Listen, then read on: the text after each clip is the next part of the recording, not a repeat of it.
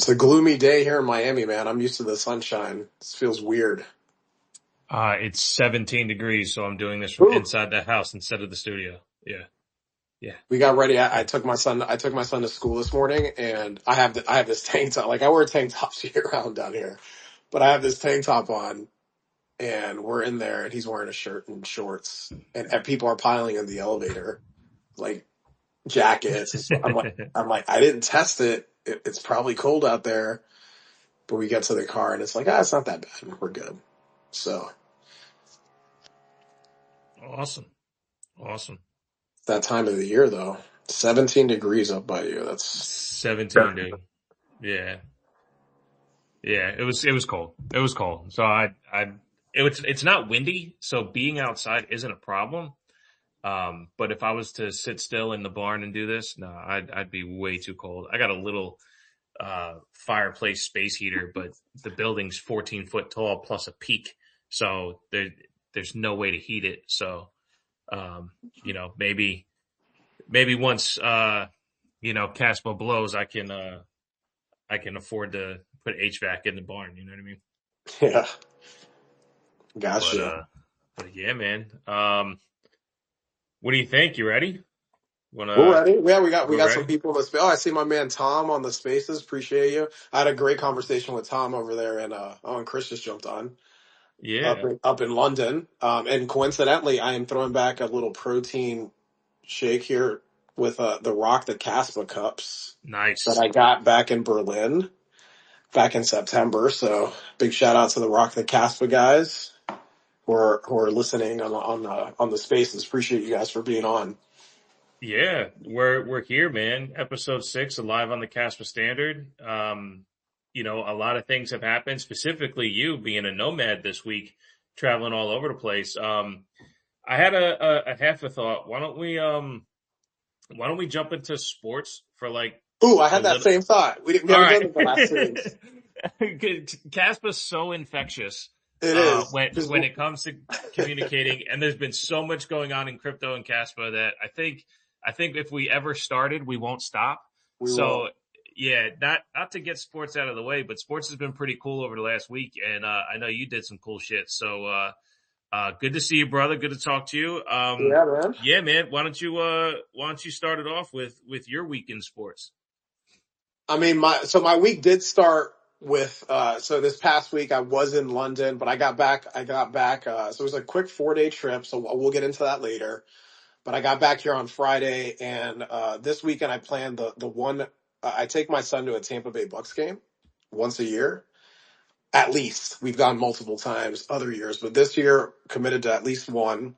We go to an away game, so we went to an away game. We went to the Atlanta game in September. That was fun for me. He likes going to spend time with dad. He's not really a sports fan, but that was the day that Baker threw that pass to Emeka in the fourth quarter, and they came back. I was in the end zone where they scored, Nice. and getting up in Atlanta Falcons fans' faces, but that was fun.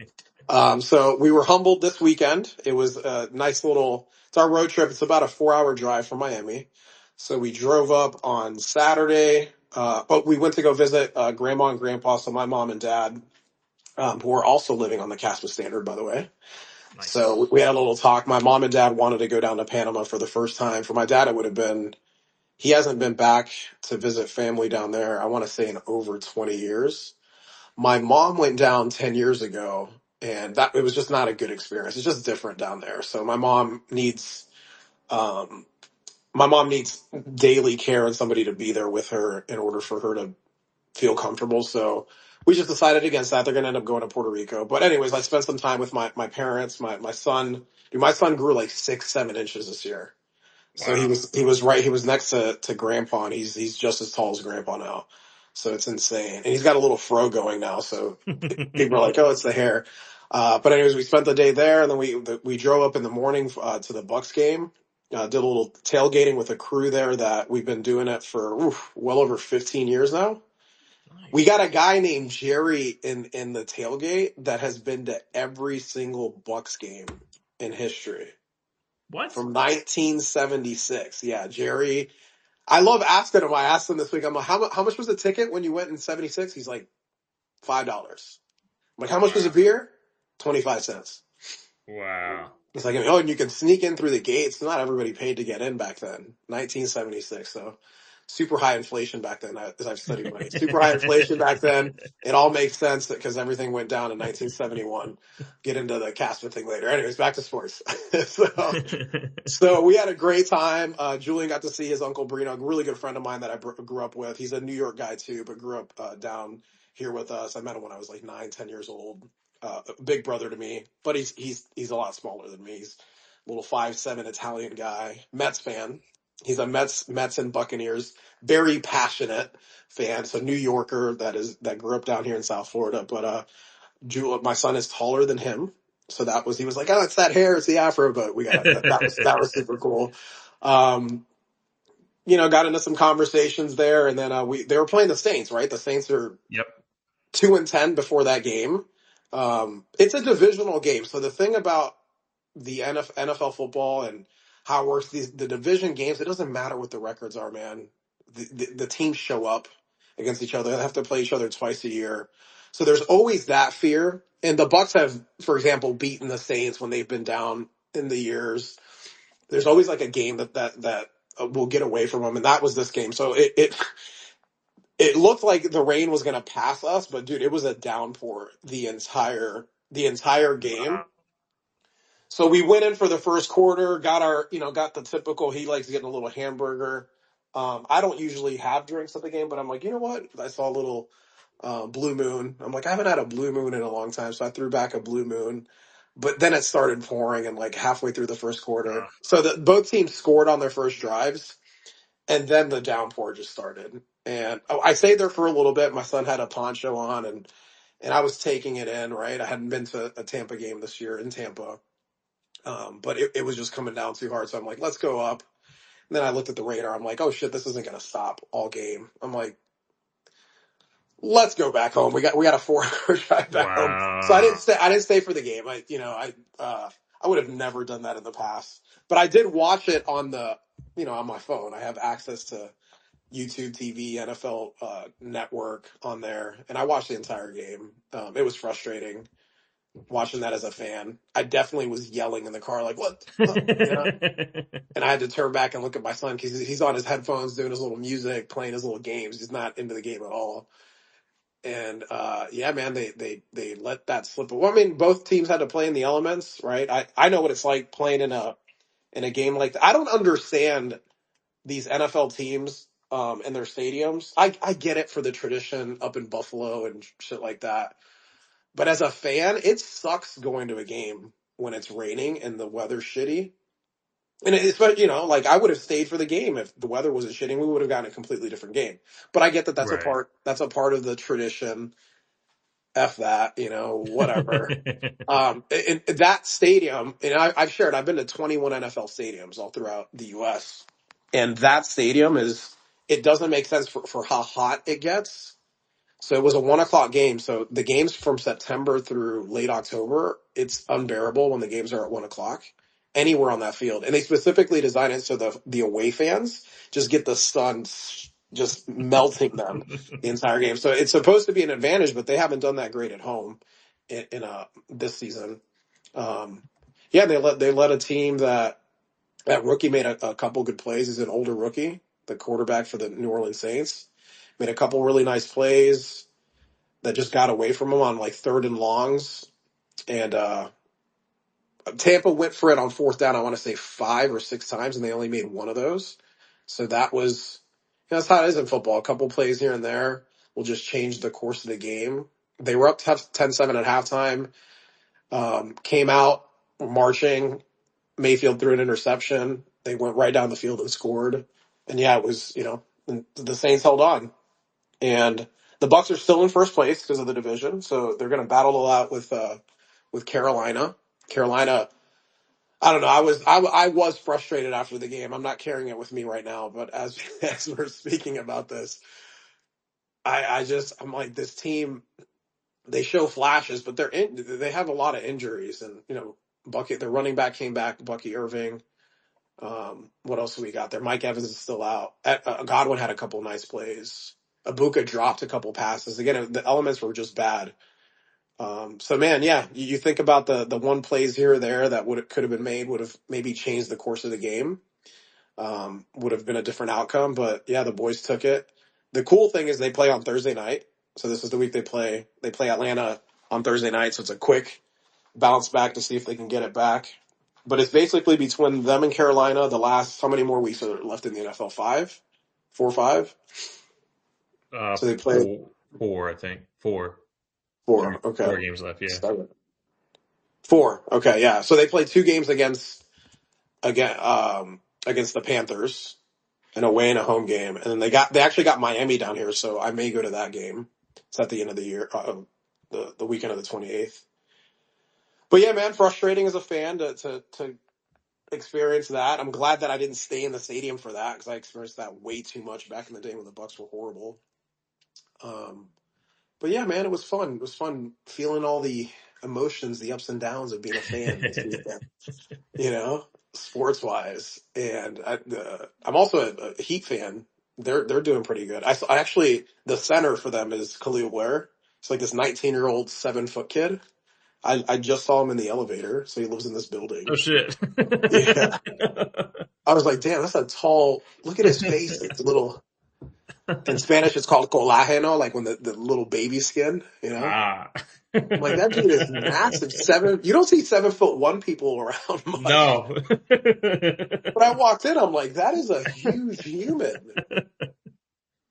So I remember going to a job during training, and this guy walked up. Man, you big as shit. I'm like, six How one on tall a are you? 6'1" on a good day. Like Oh, okay, yeah.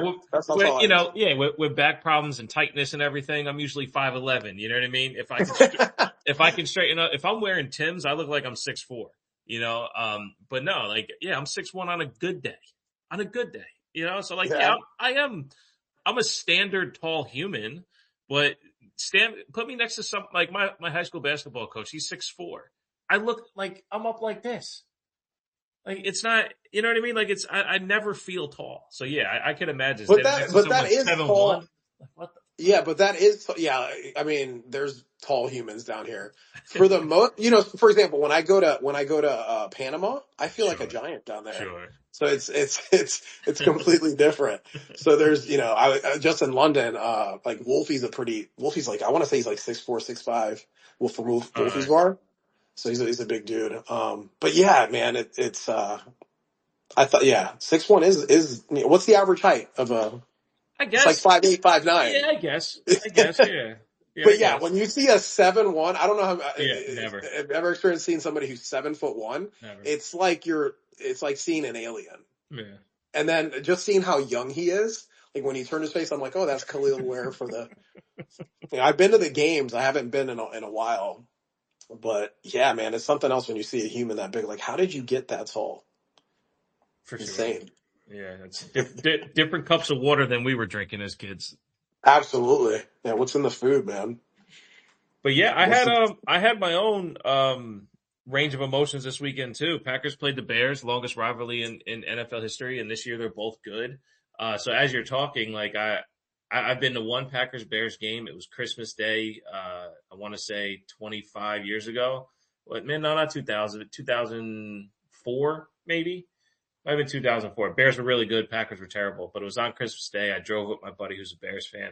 So as you're bringing these things up, it resonates with me that, these division games, they always mean so much more. And then when you get around the community, usually, because I would imagine there were some Saints fans in the parking lot too.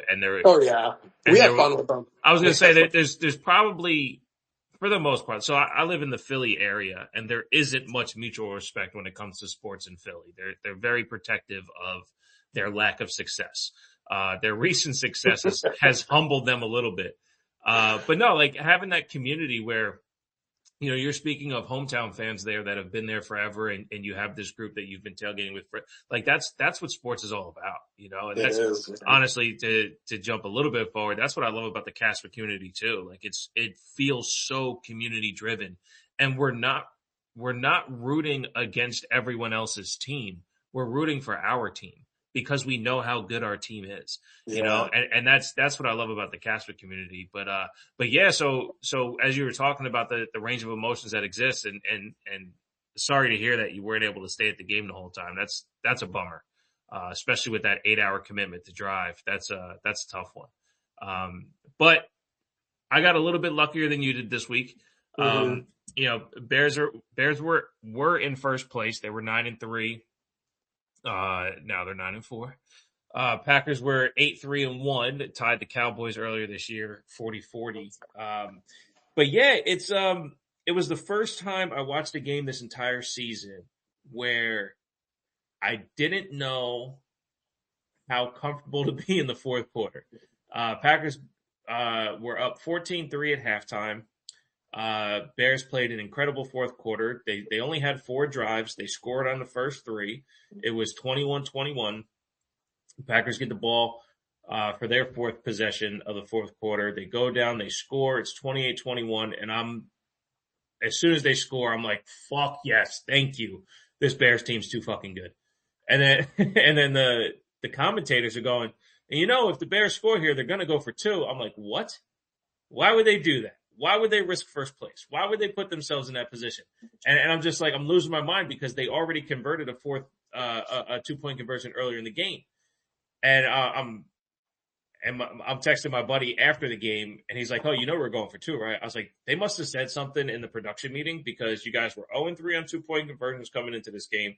You ran 1, you got it, but fuck, man, like they were executing very, very well. Ben Johnson's an incredible coach. When the game was over, it ended on an interception in the end zone by Caleb Williams of the Bears. 20 seconds left. They kneeled down. Nobody used the rest of their timeouts. So it was kind of this like gentleman's agreement to not fuck around with the time and just get out of there, which was pretty cool.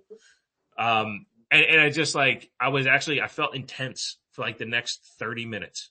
My adrenaline was all the way up. And it was the first time I watched football like that in such a long time because, we talked about it, I think, on the first episode we did of Live on the Kaspa Standard, that having sports manipulate your energy like that, it Yeah. takes you back to being a kid. And we're sports guys. You played a little bit longer than I did. But it takes you back to those moments of when you played, and it's like, okay, today's game day, and you got, you're doing your chants and your huddles, and you're really getting your shit going, and like, you can't influence anything from the stands or on TV as an individual. Sometimes the stands at the game can influence it, crowd noise affecting things, but I'm at home. There's nothing I can do, and for the game to give me that intense of a feeling. And it was the first time my buddy and I, we've known each other for 25 years. It was the first time in probably 15 years, if not, yeah, around 15 years. Cause that's when Bears Packers played in the NFC Championship game. So first time after we said, damn, man, you could have won that one too. Whoever was going to win that one, like, really earned it. Cause it was a hell of a battle. But Packers came out on top, and we have a tough schedule this week. I know we talked about it, your schedule. There was a chance that you could have swept the rest of the season. Yeah. I got the Broncos this coming week. They're currently sitting at the tied for number 1 seed in the AFC, playing outstanding football. I think they won 10 straight games. And I have the Bears again after that, but in Chicago. And then I finished with the Vikings, I have the Ravens after that, which they're always the Ravens. Yeah, they're at 6-7, but they're always the Ravens. It's just a talented team, incredibly well coached all the time. And then I finished with the Vikings. To your point, I've seen it, man. Last game of the season, playing a divisional opponent who's below your weight class, and they just kick you in the teeth because they want it more than you do. So it's going to be a fun run to the end of the year. Yeah, dude, I honestly think, speaking on the emotions that you're feeling right now with watching football and us, again, I talked about this on other episodes where I feel sports is just me rewarding that younger version of myself that was so passionate. And, before we thought about money or anything, it was really about the sport. Those were the warriors on the field, and I related to them. I wanted to be one of them growing up. So I fortunately was able to play for 9 years and in high school and in college. And it's just me treating that. And this is how intense it was for me after they lost. I go, I'm not watching any more fucking games today. Like I typically watch the rest of the games and I just put on YouTube videos and I've been diving really deep into the history of money and the banks and specifically going all the way back to 1694 and the creation of the Bank of England. So it's just like, I was so intense and I'm like, I don't want to fucking entertain myself right now. It was a way of entertaining myself because I love learning about the history of money and all that. So I just went to all I put all my YouTube videos on about stuff that I wanted to learn and just dive into, and I forgot about sports because it was that intense, right? Like again, the Saints are our division rivals, and even as a fan, you're right. We're not necessarily influencing that the outcomes, right? These players are the ones on the field playing, but there isn't, for example, when you're in the stadium, there is an energy. There is when the crowd gets into it. And I felt it in Tampa, right? In Tampa, it is a fair weather crowd. The fans aren't as passionate. And I've been to a Packers game. Like the Packers game that I went to is in 2022. They played the Titans on a Thursday night. I think they lost that game too. But I got seats 5 rows up behind the Packers bench Oh wow. and their bleachers. So I remember people saying like, "Oh, are you bringing in a cardboard?" I'm like, What are you talking Yeah. about?" And my dumb ass, I didn't have. It was 22 degrees. I didn't have Oh. the right shoes on. So I'm sitting there. I'm like, yeah, I'm not gonna make it. I only made it to halftime. My feet were frozen. I go, how do you guys do this? And there's people with their shirts off Yeah. and just standing the entire time. And you don't get that in Tampa. That doesn't happen in Tampa. But anyways, my point is I think this is a fun time of the year because if you're the teams that you root for in sports, in football, are any good, right? The Bucks are 7-6, but they're tied for first in the division. If they win the next 3 games, they end the season playing against Carolina. They win the division, they get another chance in the playoffs. In the playoffs, everybody's 0-0. We've seen the Giants. Right now I'm thinking back to the Giants when they won the Super Bowl in 2007 and 11. They were Yeah. shitty regular season teams, just barely got into the playoffs, and they won the Super Bowl that year. I'm thinking of the Pittsburgh Steelers was another team. But this time of the year is so fun and intense as well. So a loss, you're going to feel it on another level. A win, it's like, oh, damn, we're pretty nice, right? You're playing a division rival. The Bears are a lot better this year. Ben Johnson, I think, I would have loved to. So the talk when you lose like this in Tampa is, oh, we need to fire Bowles. That all that starts up, Yeah. right? It's a guy he was the defensive coordinator during the Super Bowl. He's a good coach. But yeah, all that chatter starts up, and I don't really get into that because then you'll get me going. Um, but yeah, the intensity, the energy this time of the year with sports, there's nothing like it, man. Like I love it. I love how intense I feel during a win and a loss. But yeah, I've practiced letting it go and not let it linger. But I couldn't watch anymore. I watched the highlights, so I saw that last pass that Caleb Williams threw. I'm like, man, he just needed to put a little bit more under that, and that's there because he totally underthrew that going to his left. Yeah, But for that was the sure. game. That's the game, man. Game of inches. No, 1,000%. They actually ran that same exact play against the against Eagles last week, and um, there's a lot of stuff on Twitter about it. How the plays line up almost exactly, and he was actually more open against the Packers than he was against the Eagles, but he just a half a second late, and That's what it was. I think they were about It's 5 yards closer, so the space he had to actually execute wasn't there either. So, had he had the extra 5 yards, that half a second wouldn't have mattered, right? He could have gotten a little bit further, but there was no extra window for him to throw that into. But that's the game. Again, my buddy hates the fact that the Packers always beat the Bears, and he always finds a way to blame the refs and everything. And he's like, "Oh, well, the refs were really good this time." That's The what you ref, gotta go to, man. yeah. He's like, "Oh, the refs were really good this time." So I sent him a picture of Michael Parsons getting held like across his neck, and then I'm watching more highlights because that's the other thing too, right? Like you said, you got so turned off by the game, you stopped watching. I got Yeah. so intense from the game, I kept seeking out highlights of different perspectives, Oh yeah, and that's what it is. yeah, and then That's what it is when you win. and I Yeah. haven't done that in so long, and so I'm watching and watching, and then I saw this highlight on the final touchdown by the Packers. Um, we run it in from like the 3-yard line, and as Jacobs is crossing the goal line, a Packers guy has a Bears guy around the neck like this. So I screenshot and I sent to him. I was like, you know what? We're 1-1. It's all good. I'm not even going to complain. Because these opportunities where the missed calls happen as fans. Again, we have 180 angles we can watch this damn game from. So we always see something from the couch. We always think we know better. And the truth in reality is, the entire world, in my opinion, works on the law of averages, right? What goes up must come down. If it happens to you, it happens to me. So yes, there's times where the advantages play out, but again, like, so the Packers and Bears are the longest running rivalry in the NFL. Let me just look this up real quick. They've played over 200 times.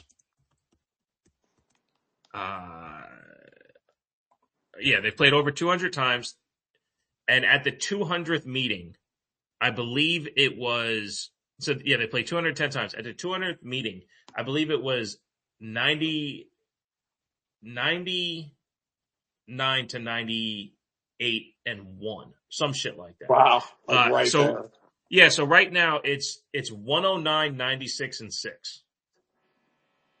That's how much it's, you know what I mean? So like, that's how close it's been over the 100 years that they've been playing each other. Their record is that the Packers have won 909, the Bears have won 96. So over 100 years, there's a 13-game gap there. Like, so my point in saying that is, like, the law of averages, no matter whether it's penalties, it's transactions, it's whatever, like, you are basically 1-to-1 every single time. It is heads or tails, and it's just about what you do with it, with this particular one, because the Packers won again, and to be fair, to make the record this way, the Packers, I believe, are 53-11 in the last fucking 20 years or some shit like that. I forget what it actually was, but for them to even it back out, so it was the Bears to even it back out. Yes, yep. So they've had to win like 40 plus games over the last X amount of years just to be able to even it out. But that's the law of averages, right? Teams are good for a really long time, then they're bad for a really long time. And if you're lucky like the Steelers, then you're 9-7 every fucking year. Yeah, but the Steelers, that goes to even them, because they were horrible in the, before they got in the 80s. Yeah, and exactly. Yeah. So they got Bradshaw. Right before Bill. Yep. Yeah, it was a different game back then too. Because Bradshaw, their quarterback is in the Hall of Fame, and you look at his numbers, you're like, those aren't Trent Dilfer has better numbers than Terry Bradshaw. Right. But taking your team to 4 Super Bowls. Yeah. That's the thing. Everyone hates on Dak Prescott and Tony Romo, and you put both of their numbers next to Troy Aikman, who's in the Hall of Fame for winning 3 Super Bowls, and you're like, what the fuck's Troy Aikman doing here? And Dak Prescott and Tony Romo, they don't suck compared to Troy Aikman. They don't. Yeah. No, that's the truth, man. Yeah, I defend the quarterbacks, bro. I'm a fan of every single one in the NFL, because that's the position I played.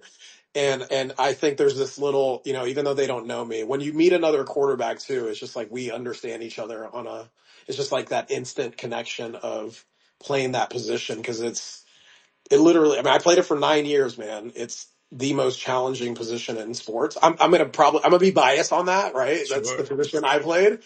But, I look at football as the chess of sports. It's very difficult to explain it to someone who didn't grow up watching it too. So like whenever I go back home and they're like, oh, you played American football, because football's something else over there too. And every other part of the world, so, but over here, yeah, man, that's man, I know you're a baseball guy too, considered America's pastime. But yeah, football is such a beautiful foundational game to life, man. It's built my foundation for sure, no doubt about it. And I enjoy treating Juancito to these games. He gets pretty intense though. He used to be a really bad sore loser too. So I felt that part of me. Ooh, I was like, yeah, I had to turn around and be like, hey, by the way, I'm not with my son. Because he's looking at me, but he's so used to me being pretty chill over the past few years. But no, this is the most intense I got after a loss. Fuck, we lose to the Saints. But hey, it happens. Ups and downs, man. Oh, for it's sure. A part of the process. Well, yeah. Absolutely. Like you said, division game and the old adage, any given Sunday. There's been one undefeated team in NFL history in the Super Bowl era. Those 72 Dolphins. That's it. They popped that chip. Any given Sunday, yeah, any team can beat It's any the team. truth, man. Yeah. Well, do you think, as of today, I don't know if you saw the news, do you think bringing back JPP is going to Bro, I help you saw I guys? saw Jason that. So Pierre- one of my best friends down here uh, runs a PT clinic where he trains a lot of these athletes, and JPP is one of them. And I remember talking about Nice. JPP. Well, I think it was last year, and he's like, this guy still thinks because he was on the practice squad for Miami, and then they told him that they weren't going to bring him up, and he's like, I'm done then. So the fact that he worked out, that dude is a freak of nature. Number one. So if he has anything, I literally texted him when I saw that. I go, does this guy have anything in him? Because I know he goes to see my buddy. He's like, that's a shock. I did not see that coming. So the fact that the Bucks think he has, I mean, he's how old is he? He's like 35, 36. DN. I think it's at I mean, 36, he's a yeah. freak of nature, bro. He was still doing backflips a couple of years ago. So maybe if his body's rested up because he hasn't played in a couple of years, the Bucks have no defensive pass rush. We have Vita Vea in the middle that stops the run, but we cannot get to the quarterback. I know the Bucks are ranked 13th in sacks, but that's a big part of their issues. Is letting like this quarterback, this rookie we didn't contain him, and he scrambled. He's a lot more athletic than I thought he was. He just made a couple plays with his feet on third and long, kind of what Baker's was doing earlier in the year to these other teams. But no, we need somebody like that. If he could be JPP of the Super Bowl year, oh, that'd be beautiful. That was 5 years ago, so we'll see if you still have that. Football takes a lot Yeah, out of you, man. So I don't know if his body's rested up. We'll see. We'll see. maybe. Yeah, I don't, we'll see what happens. They brought back, Shaq Barrett was a foundational piece for the Bucks for quite some time. They brought him back. He was in Miami for a little bit. Miami released him and he came back. If anything, the other thing that I've heard inside that locker room is that JPP is a great leader in his energy with those guys. So I could see that plays a massive role in the way these young men perform on the field. So from an energy Oh, yeah. standpoint, from a leader standpoint, a Super Bowl champion, I think it could be a really good thing for them. They need something. They need something on that defense. We'll see. We'll Yeah. see. Yeah. Well, he's not the only old man to get pulled off the couch either. Did Oh you yeah, hear where the bro. Colts is How does? today? Yes, yeah. Let's get 44 your take years on that. old. Philip Rivers. Yeah, He's 44 years 44. old. Philip Rivers comes back to the Colts. Yes, That's 44. Look, I respect it. He's been a finalist for a Hall of Fame, and I don't think he's getting in right away just because the victories aren't there, right? No Super Bowls, no MVPs, so it's hard to put someone without the accolades attached to the stats into the Hall of Fame. And by coming back to the Colts, he has to wait another 5 years before he can and get he's 4 years elected. away. Yeah, I'm looking at the headline right now. So Yeah. this would delay it. So yeah, so now up to him. By all means, go for it.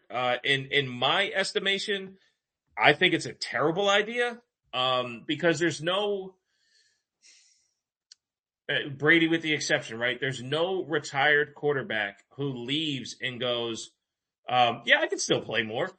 Like they usually play until the arm don't go anymore, and that's something that Peyton Manning said. He's like, yeah, we won that Super Bowl. I figured I'll try again, but no, the arm just didn't work anymore. So you know what I mean, and that's where they leave is when it doesn't work anymore. And I respect Philip Rivers. I've always enjoyed his game. I just don't see the age being a benefit right now. He might come in this first week and throw for 400 yards, 500 yards. That's very possible. But after that, there's probably nothing left. So, yeah, man, when it comes to quarterbacks, there's only so many guns in the bullet or so many bullets in the chamber. Yeah, I see this as. Daniel Jones's game is completely different than his. So I don't. If they're gonna, they can't trade for anybody. But I love what Jameis is doing over there in New York. But I don't. When the Bengals picked up Joe Flacco, I didn't understand why they didn't go get Jameis. Because I think Jameis of the Mm-hmm. backups would be one. He's entertaining and he's great for the NFL. I think. But I don't understand. It doesn't make sense to me. 4 years out of the game. I mean, his game was drop back, throw the ball, make reads. I mean, he's obviously not a scrambler or anything like that. And Daniel Jones is more of a scrambler. So I haven't watched enough of the Colts games to really see what their offense. I mean, they run the ball a lot with Jonathan Taylor. So Yeah, it might yeah, work out, with somebody like a Phillip Rivers who they just need him to dissect the defense or make a couple reads and just get the ball out. And that's what that was a big strength of his game is just making decisions at the line and knowing where he's going to go with the ball. So there's got to be something there as to why they're even entertaining that. yeah, And dude, because they were a good team and they've fallen off obviously here over the last few weeks, and that sucks. Sucks for a quarterback to have an injury like that. He was having such a comeback year. I love those stories too, right? That plays along with Baker's story in Tampa being casted off and saying, hey, he's not the same guy he was, first overall pick, and then same thing happening with Daniel Jones. So I love the story of a comeback. Daniel Jones is having a beautiful year, and who knows, this could be another comeback, man. It'd be crazy. He hasn't won a Super Bowl, so what if he comes back and like that's the story for the Colts? That would be a pretty dope story. Coming back, a oh, for 44-year old, sure. 4 years out of the league. That's what the sport's all about. The sport's about stories like that, and I enjoy that aspect of the game quite a bit. Like I love a lot of these young kids, man. To even play that game at that level, you have to persevere, and people don't get it. They're paid like kings to play a child's game. Um, Hmm. that's because of our system, by the way. So that's a whole other story in itself. I We tell pay you, for entertainment. yes, You know what? You want to know yeah, why they get paid so much? That's our fault because we put that yes, much value on this shit. But at the same time, playing the sport for as long as I did and that position, it's and just the story of these individual players, man. It's like I obviously relate to it quite a bit, and I love these stories. So that's why I love the sport, man. And it'd be cool. It'd be cool if he came back and like won the Super Bowl. That would be awesome. And then just retired. yeah. No, absolutely, it'd be great, and honestly, it would probably put him right Oh into the yeah, Hall of yeah, Fame. for sure. Yeah, I think look when you look at the AFC South as a whole, it's got Jacksonville, Houston, Indianapolis, and Tennessee. Indianapolis has lost 3 straight games. They're at 8-5. Houston has won 5 straight games. They're That's at eight and crazy, five, man. and Jacksonville has won 4 straight games, and they're at 9-4. They took over because Jacksonville just beat Indianapolis this past Mm, week, and and Daniel Jones has been injured for like the last 2 or 3 weeks, so you can see exactly why the Colts have lost. But reaching out for Phillip Rivers is, I mean, look, they're trying their damnedest to hold on. And honestly, the first thing I thought of last night, I saw the reports that it was going to happen, or at least that they were working them out. My first thought was there should be a injury exception for making trades in the NFL. Because to your point, over in New York right now, there's Russell Wilson and Jameis Winston, who are behind Jackson Dart, and they do not want those two to start at all. So the opportunity to be able to trade to help your team should exist in this particular case of an injury like that, right? You can't just pick up another starting quarterback on the shelf. But if this same injury happened 6 weeks ago, they can trade for yeah, someone. And I don't quite find that competitively fair to have, let's call it, wasted talent on other teams, specifically when that's not the plan anyway. Kind of like I'm not a fantasy football guy, but it would be that way in fantasy football, right? Someone who had Daniel Jones is now going to trade for another starting quarterback because somebody's backup isn't going to play the rest of the year, right? And that's kind of what should happen in reality football too. It should be open to trades with injury exception down the line. You guys lose Mike Williams week 4, week 5, something like that. You have the ability to go get Evans. You another meant number one Evans, Mike somewhere. Evans. Evans, yeah, I'm sorry. Yeah, Mike Evans, yeah. Sorry No, for the no, it's cool. disrespect. Uh, Just don't do it. Don't let it happen again. But continue. yes, yes, sir. Apologies, sir. Apologies, sir.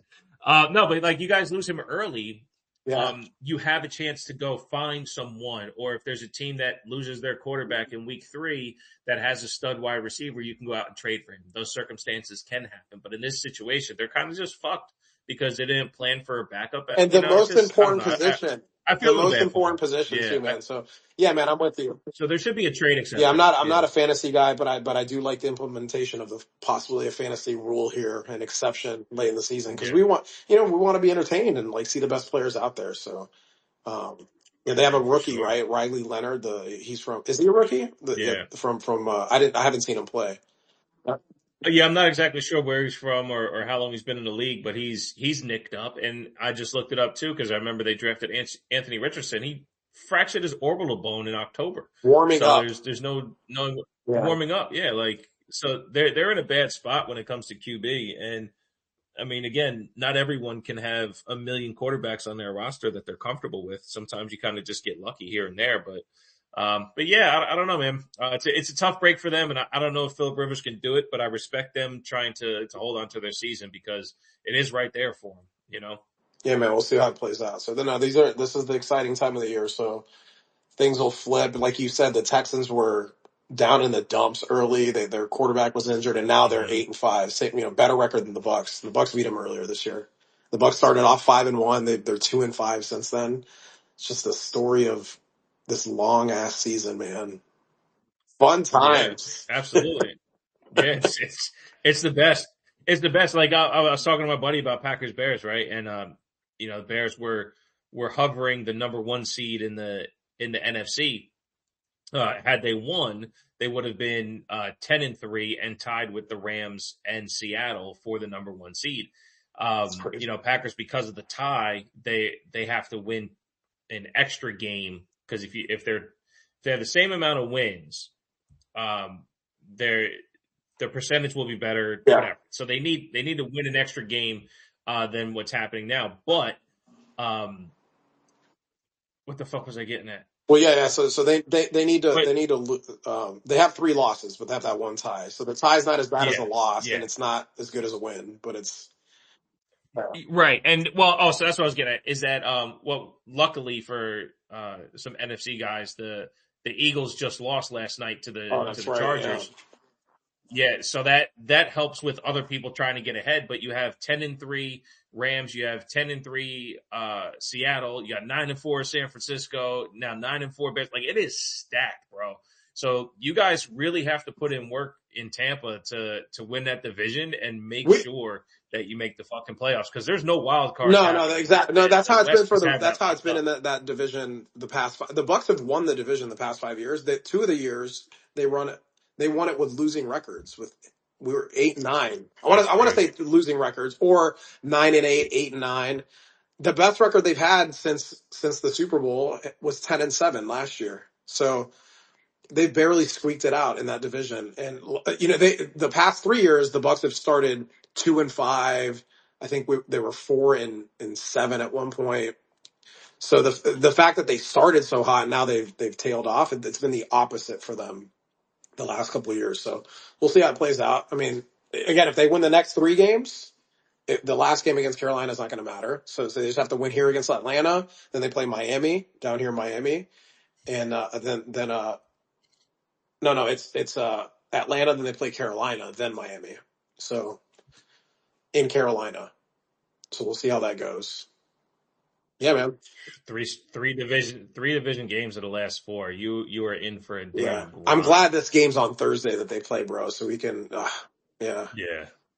Take a break. yeah. So I can take a break and yeah, get back into my Caspa stuff. Yeah, man. I'm excited about everything Caspa, bro. Like that trip over to London was so dope. I had such a great time. I shared our Yeah, get yeah, into it. brother.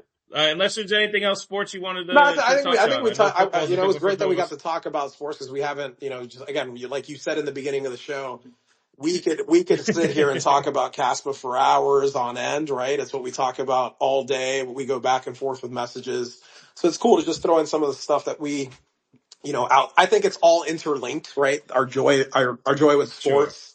I can see the link there. And with Caspa, there's just so much happening, bro. We could talk all day about Caspa.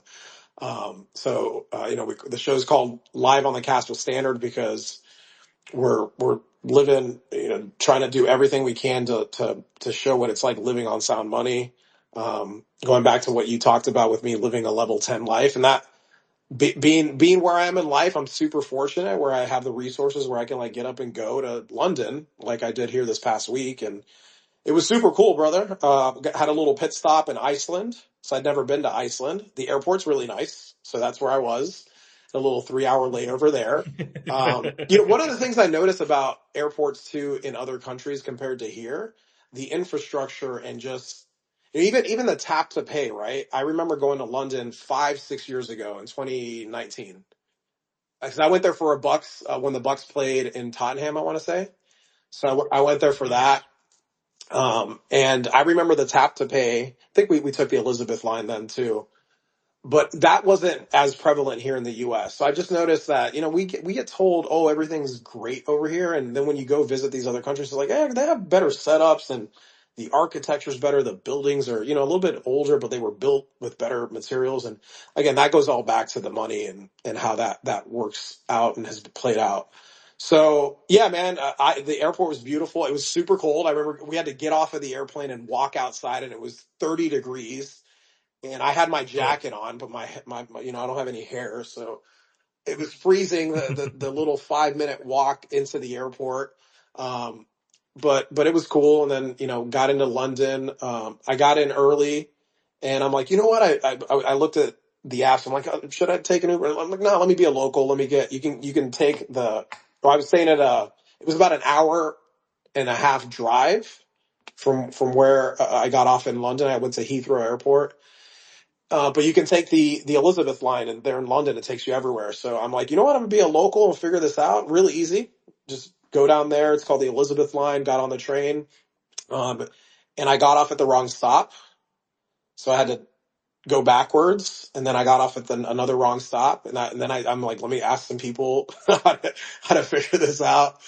And it was just me missing a couple stops. So it took me about like 2 hours, 2.5 hours to get to the airport. But I was having fun, bro. Just I was watching some YouTube videos and chatting with a couple people here and there. I got myself a nice little mocha, one of the shops, and got there. And then when I get there, I got to meet up with so Seb, Kaspa Queen, met Elliot, not Elliot Maya. There's another Elliot who lives out in Berlin, Merlin, who's he was talking about hackathons yesterday on the other blockchain banter. But we had an awesome dinner, bro. And then just the energy of the conversations, right? Like what we have here going on when we start talking about Casper, you just get into all the different aspects and what people are doing, how they're building, and what they see with this. And it's just cool to dive into it and get other people's perspectives and share what this technology is doing. So we had a beautiful dinner, man, and then the next day we had the tokenization event. Got there, right, and it was already people were already mingling and talking, but the booth was. I want to say I walked in. I walked in with Seb, and it was probably about 9:30, 10, somewhere around there. And so the way the setup was, right, there was we're right there in the middle, and there was a stage over to the right of the setup there, and bro, I just remember people walking up and asking, like, well, what's going on here? And we got to talking and catching up to people. Like I see Chris on here. Chris was there. His brother Tom, Wolfie, obviously Seb came with. And there were other handful of people that walked up, like, oh, hey, Juan, it's like I met Twix. He's not a couple of people that are anonymous here on X. So we just got up and started mingling, bro. And before I knew it, it was like, oh, Jonathan's going to speak. It was literally a couple hours later. It was just like nonstop talking, and there were a couple people that came up that wanted to know what Caspa was, but it was like we were all mingling and speaking with people the entire time, and it was just super cool. And then we got to hear Jonathan deliver his speech um, around 2 o'clock London time. And we got in there early, but it was super cool because people were. I looked back and there were people that were standing listening to him, and it was a great talk on what Casp was going to bring to the world. And then we networked a little bit after that. Jonathan like had a big circle around him, and he was going back and forth with Pavel from Igra Labs, and I was like trying to listen in. And I'm obviously not a technical guy. I'm like, yeah, a lot of nerd talk. I'm not going to get in there. There's just people, circled around. I'm like, oh, we're going to see him at Wolfie's later. So went back to the hotel, got ready, headed over to Wolfie's bar. Beautiful place, man.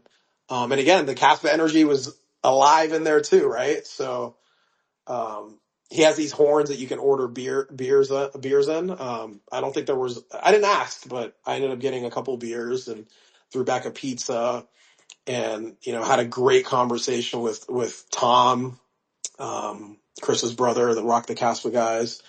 Had another beautiful conversation with Jack. He's building on Cascade.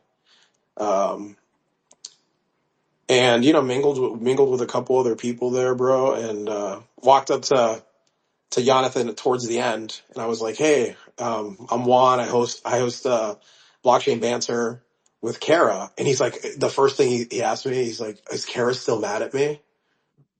And I thought it was super cool that he asked that, like that was the first thing. And Sure. I was like, that's pretty, I go, no, she's all right. It's just, we took a lot of shit for all that. And then he told me, he's like, I didn't even realize that any of that happened until a couple days later. And, let her know I'm sorry that it worked out the way it did. He goes, and then he kind of pulled me aside. He's like, I just think that the Casper community, I thought they might be ready for that. He's like, I guess they're, it was a little too much. And Elliot Mayo was there too, and Elliot goes, yeah, it was just the whole Satoshi killing himself thing. I go, yeah, I get that, because I got a lot of shit, because I posted a reply to that. I had a picture of a buddy of mine who coincidentally had a green towel on, and he kind of looks like Jesus, and we kind of did it as a joke, right? And he's sitting there like that, and underneath in captions we have, he has risen. So I posted that, and bro, I got some heat for that too. Like, people didn't like that post, and I get it. I understand.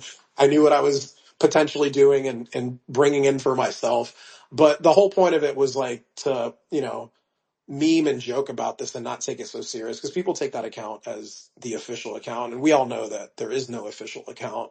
And I think it riled up the community to a certain extent, and obviously I think Casper Chain's doing a great job now, right, with the content that they're putting on there.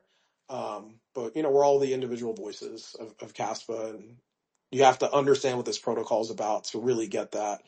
But yeah, man, it was cool to meet Jonathan, and I had a good talk with Elliot Maya too. Um, and again, man, being in that energy, there was pictures posted about, with all the people that showed up, and mingling. There's something, it's something different being at a Caspa event in person. It's one thing to experience this online. And honestly, I was never really a social media guy anyways, right? I did have Instagram and Facebook. I'm no longer active on either one of those accounts. And I really came over Yeah. to X to learn more about, for me, I struggled for a year not talking about Caspa, but understanding that there's something here that maybe I don't understand on a technical level, because I had to get through all the, the crypto jargon. That, by the way, I had a buddy listen Right. into us, and actually my boy Nick, who I mentioned earlier, that holds the tailgate. He's like, yeah, I listened to you guys, and like a lot of it just doesn't make sense. And I remember feeling that way. So, we're in our own little echo chamber here, and we throw out these words that Yeah. we're used to using, and we're kind of talking to each other. So I want to do a better job of when I catch myself saying some of these words that maybe aren't, um, that unquote unquote normies want to come in and learn about this. Because I remember being there I was there last year. It's just, I open up an X account because I'm like, okay, I know they have these spaces, these talks. I was on blockchain banter a ton of times, and I didn't really understand everything that they were talking about. But I knew about Chris about a year ago, and I was just in the background. I would join anonymously, like nobody knew I was on there. I didn't have any followers, zero followers, literally. Like, I would have followers and like have them unfollow me, and I would unfollow them. Like, I didn't want anybody to know, because I knew some of the Bitcoiners. I had like Bitcoin followers. I go, no, I don't want any of the Caspa people. I wasn't ready.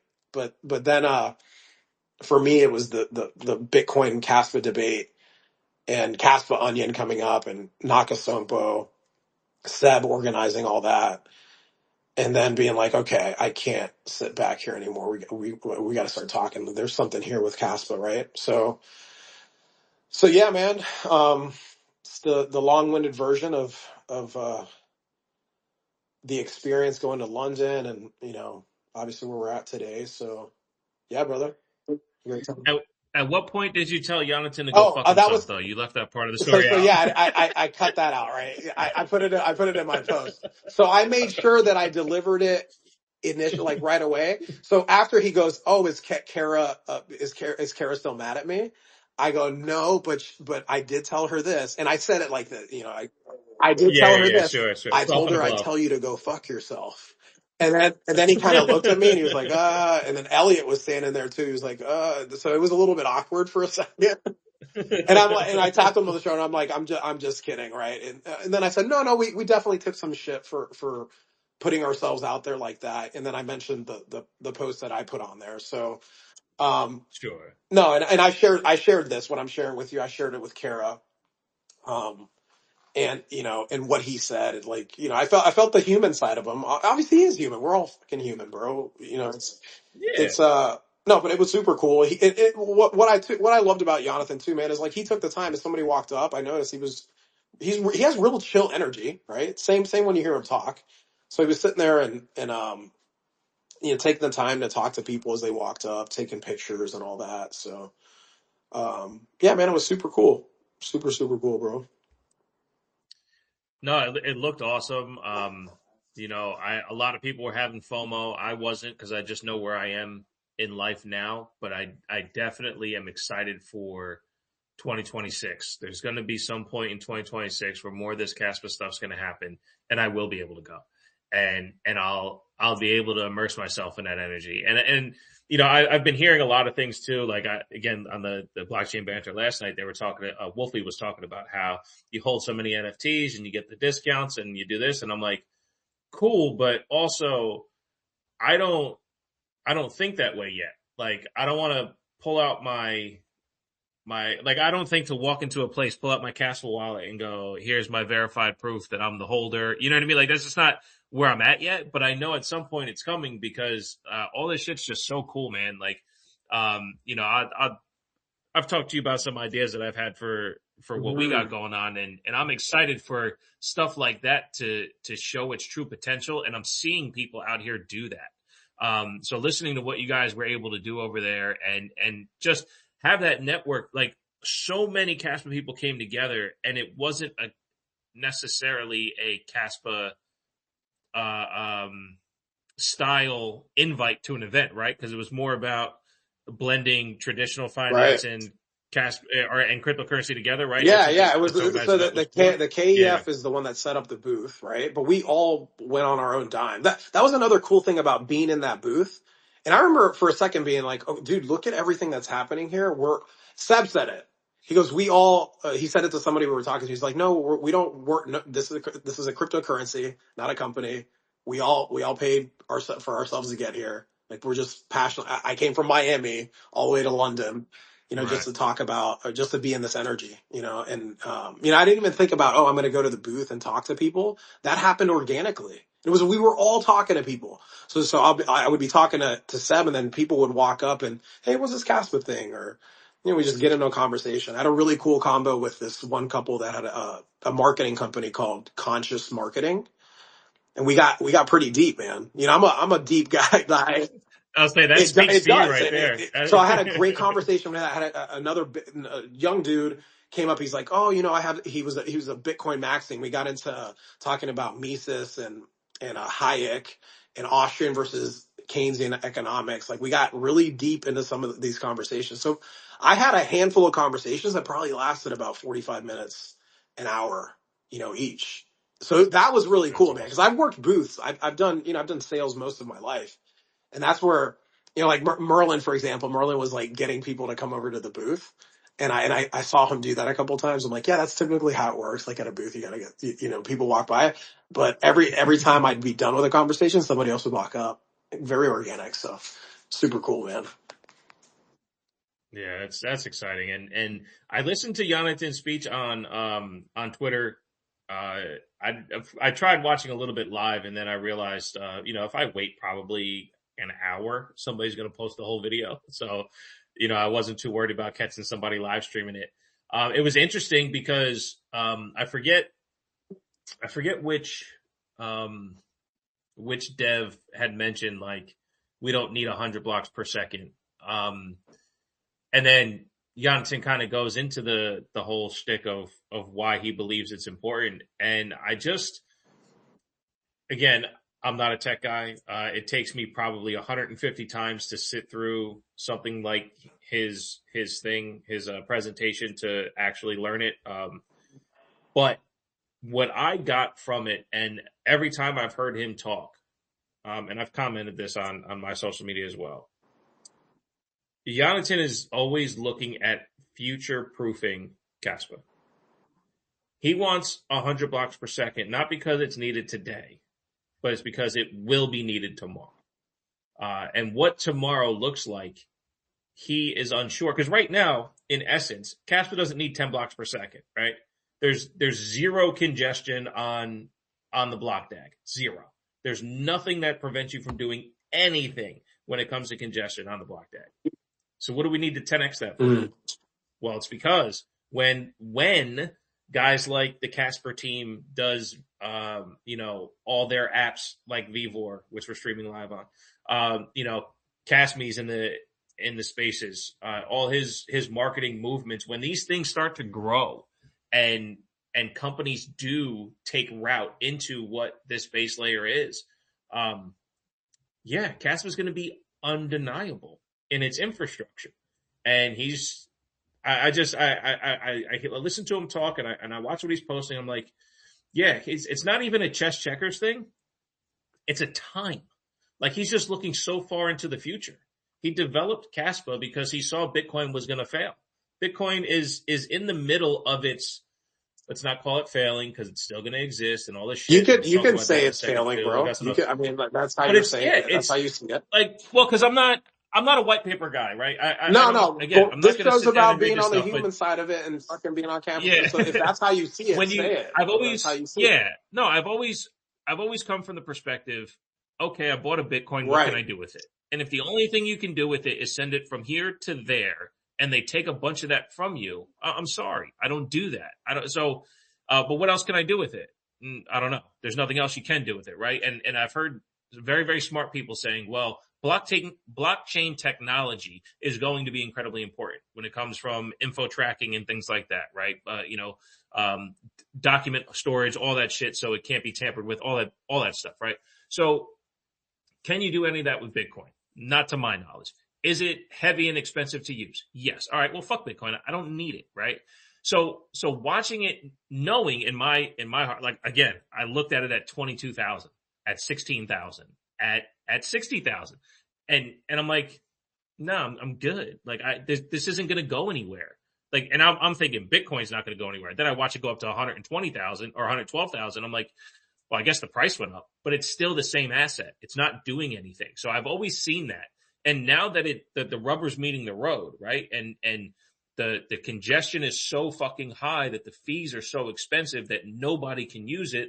Oh, well, let's branch it off into a layer 2. Okay, well, I'm not even worried about that kind of stuff. That means nothing to me. L2s mean absolutely nothing to me because I've been I've wrongfully invested in too many layer 2 opportunities. Too many crypto companies and meme coins that, okay, I'm probably even on money because I went up in Doge and I went up in SHIB, but I also invested in the Helium network and I watch them shitpost all day. And I say shitpost because they're posting all this positive stuff about their network, yet their miners make zero fucking money. So like it's all this bullshit that happens in the crypto community. If you can't use it, then fuck it. And I'm watching Jonathan speak about how do we, in my translation, how do we future-proof Kaspa to be able to continue to build stuff on it so when we do build stuff and you can use what we're creating, there is zero congestion, there is low fees, there is scalability. Like it's really fucking cool, man. And I wish others could see it that way. When I say that, like cryptocurrency communities can see it that way, because there needs to be more than one crypto. And before I get on that particular rant, I'll stop talking for a second. Well, bro, I think But I just but you yeah you speak to what I got from the conversation. So first, it was like I've been in rooms where it's about. So I think about going to some of these Bitcoin conferences that I've been in. I've paid for the VIP whale experience, and I've been in those seats like all dressed up. So the fact that Jonathan's been building the way he has for as long as he has, and he showed up in jeans and a t-shirt, to me that was super fucking cool, right? Some people would be like, but like I've shared my reason for even being in this space, it has nothing to do with getting rich. I've experienced that. I know what that's like. I know what that feels like. And again, I understand why people come into this and they see it as an investment. I get that. And that's the way people are going to see it initially. Speaking of what you spoke about him talking about what it is about at the end of the day, it's about future proofing this. I do see that as him playing chess. Like he's 10 steps ahead of where everybody is yeah thinking right now. Because right now, the space is about weeding out the garbage, right? Bitcoin started off with very strong foundational principles. And if you go there, right, we see with the Kaspa community all the time. When you describe, okay, take a look at what does it say in the white paper? The very first fucking line says a peer-to-peer electronic cash system with no intermediaries. What is Bitcoin today? That speaks to what you've helped hit that home for me too. It's like, what can I use this for? Like even though you saw it at 20, that's what everybody talks about. Like I saw Bitcoin at yeah 1,000, and you hear some of the people that are right these influencers, or the people that are speaking up on Bitcoin, or have the massive followings and all that. That's what gets retail to follow you. Oh, buy one Bitcoin, or put the price of it, right? And we'll get more retail, more eyes on this when the price goes up. I even had a Bitcoiner tell me, he's like, you guys, showing him all the fundamental things. I go, when's the last time you used Bitcoin? Okay, have you ever sent, how much Bitcoin have you ever sent on layer one? I've done a 6-figure fucking transaction on Bitcoin, and I've done a 6-figure transaction on Kaspa. There is no fucking comparison. So what anybody else tells me is like, I know many people haven't gotten to experience that, right? So that's right where my conviction starts. And then understanding, I get most people aren't going to want to know the intricacies of it or how it works and all that. So I've gotten to experience it, and then going on top of the fact that literally every time I have a chance, if I'm wearing a Caspa shirt and I just have a conversation with them, it's really easy for me to be like, oh, have you heard of Bitcoin? Okay, have you ever sent Bitcoin? No, no. And then I think, okay, yeah, most of my friends haven't gotten on a Bitcoin either. And then it's really easy. I'll be like, okay, let me show you this wallet. And I actually thought of something new that I'm gonna start doing. I'm gonna carry around a dollar bill and explain, okay, I have the dollar, I give it to you. Whose dollar is that? It's yours. Who knows that we made that transaction? Nobody. Cool. That's what this is. I'm gonna start using that as an example and to onboarding people. But even without that, I've onboarded over. I counted it was over, and I have pictures of most of these people. I need to get more pictures, but over 60 people in the past post together, whether it's pictures or something like that. Because it's really easy for me, bro. It's really easy in terms of, like you said, we're literally on, we're on a network right now where we use Caspa to start this live stream. Anybody listening to us on Vivor can throw us a tip if they see we're providing value in any way whatsoever. We get to reap the rewards of that. And it also, the transactions go to the miners, right? Now, is there enough activity? There's a lot of talk about out there of, hey, are we generating enough fees for the market? Well, the entire market's down in nominal terms. yeah So it's beyond that, right? It's not just, hey, what is it doing today? What can you do, or what is this going to set up for people in the long run, right?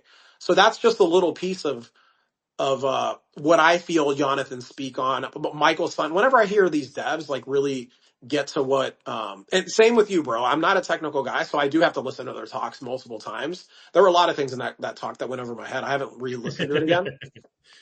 But the big thing that I got was, it's about future proofing Yeah. this network to be able to function in a world where, there's chaos coming. These are responses. These are responses to what we're currently living in, like the system that we're living in, that it is inevitably needs to collapse and be reset. So a proof of work network system like Caspa, once you understand the depths of it, bro, it's repricing everything in that other system.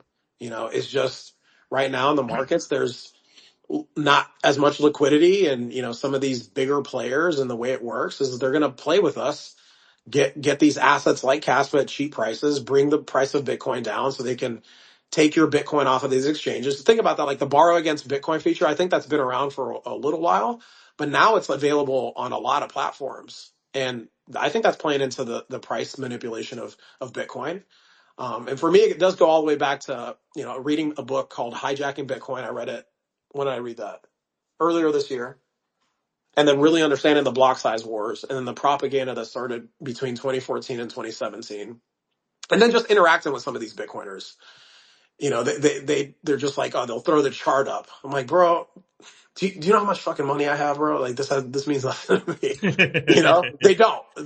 And Yeah. I don't like coming from that angle, but it's like, I can see people exactly where they're at, and then I have had conversations with some of these Bitcoiners where it's not just about the fucking price of Bitcoin or the price of these assets. It's like, what can this do for fucking humanity, right? What can it do? And that's where Caspa separates itself. And it's happening in real time right now. Us talking on this platform, you know, the money layer is powered by Caspa. Eventually, the entire thing, we've talked to the guys, it's about Yeah. it being on Caspa. The K social they're trying to build, the games that are coming out to educate Caspa, so like there's so much being put out. And I've held Bitcoin since 2018, bro. I did not see any of this. Like you said, Right. what I just held Bitcoin, Right.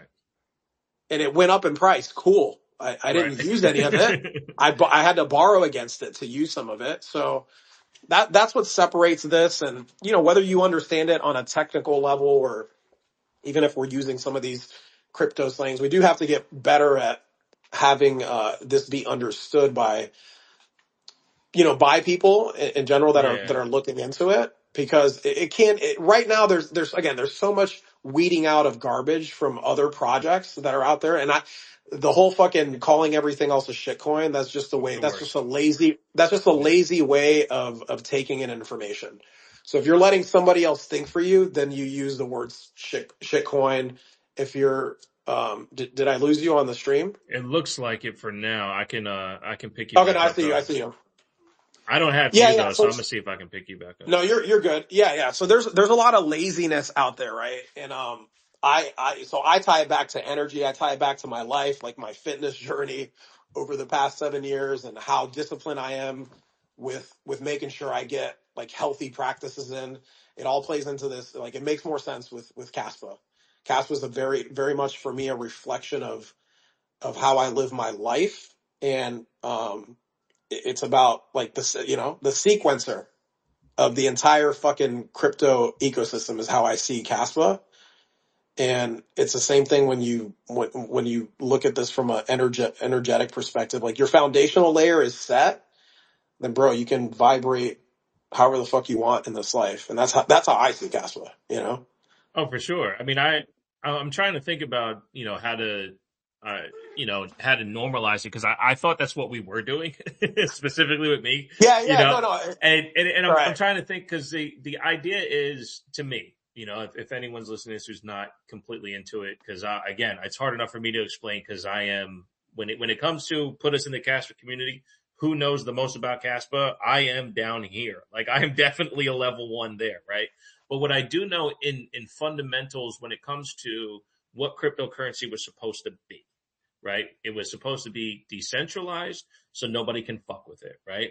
And it's supposed to be, um, the ability to, like you tip your barber, right? Tip your barber, not worry about it. If you have $5 cash in your pocket, you want to tip your barber, you can do that, and nobody has to know about it.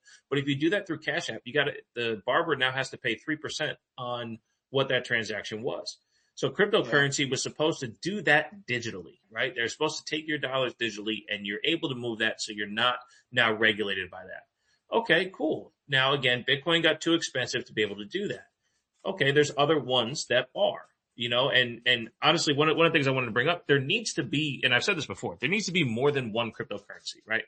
Um, Others need to exist. It can't just be Kaspa, right? We have McDonald's, we have Wendy's, we have Burger King, we have Five Guys, and we have your local joint that makes the best burger out of all of them, right? So like, you shouldn't just get crypto from one place. You shouldn't be able to use just one crypto. But in the essence and spirit of what cryptocurrency is supposed to be, well, Kaspa seems to be the best at doing it right now. And that's just the peer-to-peer part, just that part. But when you look at a chain's worth and utility, I've never seen another like Kaspa. Ethereum was close, right? Because Ethereum was the one that everyone was building their NFTs on. Because that's another discussion too about NFTs. But remember when, this NFT or whatever it was sold for $1 million+, right? It was one artist minting one art form, and this is where you go to do that because this is the infrastructure that mints NFTs. Well, now everyone mints NFTs, and guess what Kaspa does? It does them more affordably than any other place you can mint NFTs. But part of that is the McDonald's aspect. If you're the best at allowing people mint NFTs, now everyone does it. Now they're not special, right?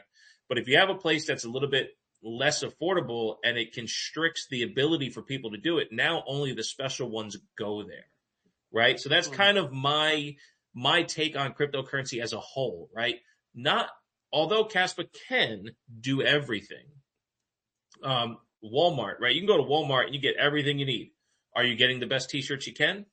Or do you want a better t-shirt from somewhere else? Right. Right. And that's okay. That is allowed.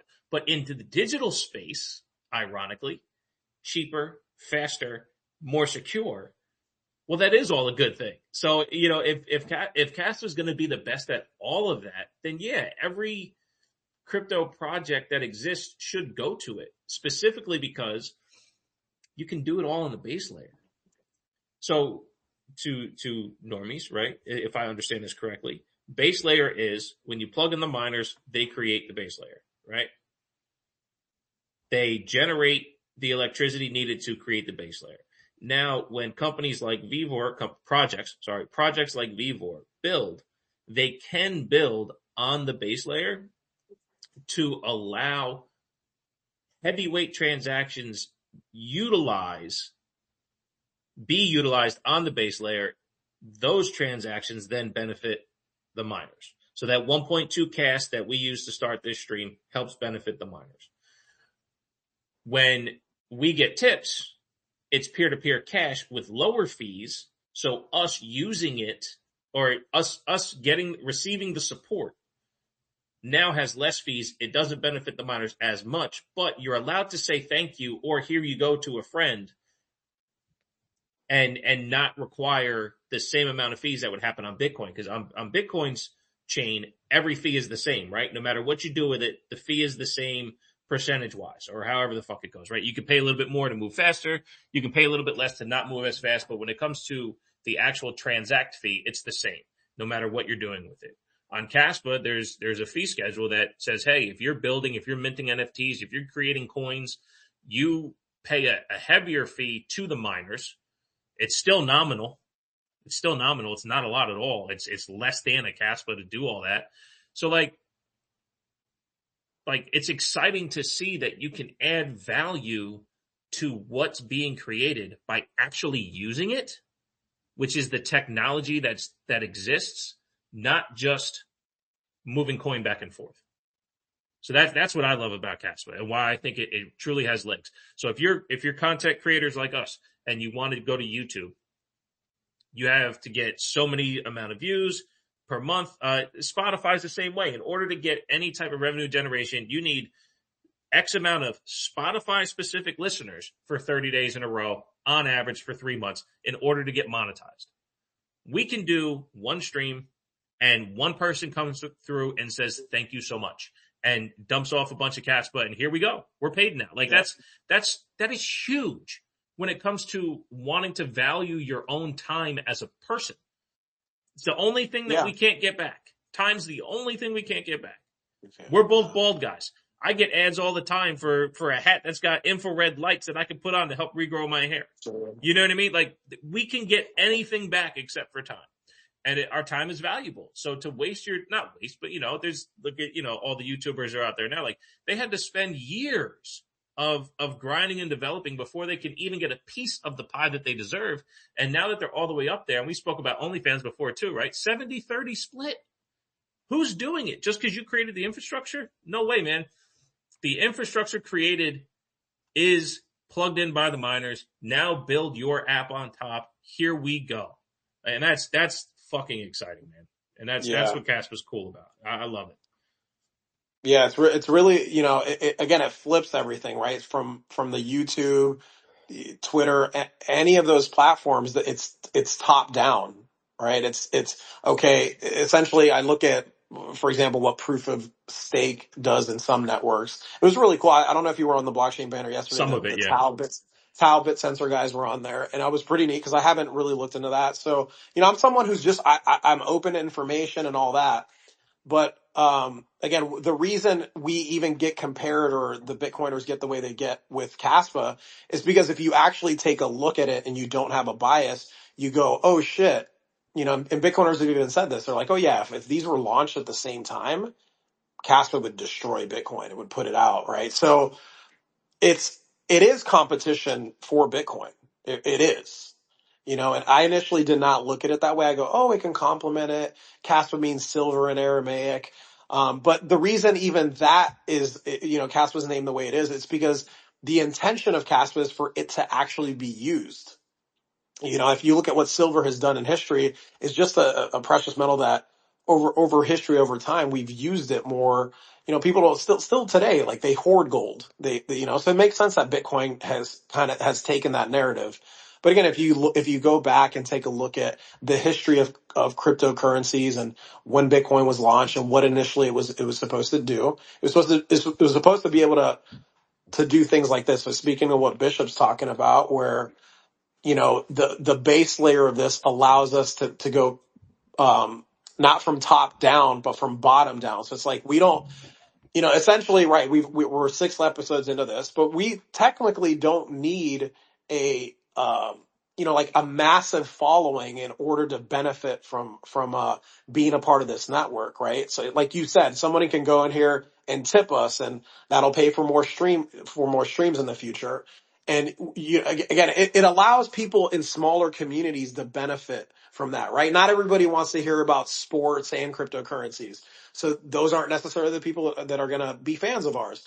So what's really cool about building it this way is that you have a chance to build a more organic community, and people aren't just there to be there, right? When you take a look at some of the mass followings and some of these other platforms, I think some of the influencers, they have to compromise themselves. They're not really themselves. Right. They have to put fucking ads on there of products they probably don't really believe in. So we get to, again, this is just a completely different way to do it. And it's very new. It's very new in terms of, it's, again, Bitcoin's only been around 16 years, but now Kaspa's creating an ecosystem where all these things are coming to light. And I just think for a long time, the people speaking up in these communities, it was a very cypherpunk, very, for lack of better words, like nerdy type of communities. And these people they don't know how to communicate like with the everyday person. Right. So what we're attempting to do is to make it more of a human touch, right? Let's talk about sports. People care about sports, and then try to link it together and figure out, how we can reach people, and then give like the little talks on the money side of this and what Kaspa can do. At the end of the day, what most people do want to know is, hey, how can I use this? How does it benefit me? And is it easy to use? Right. So we're not quite there in terms of making it streamless.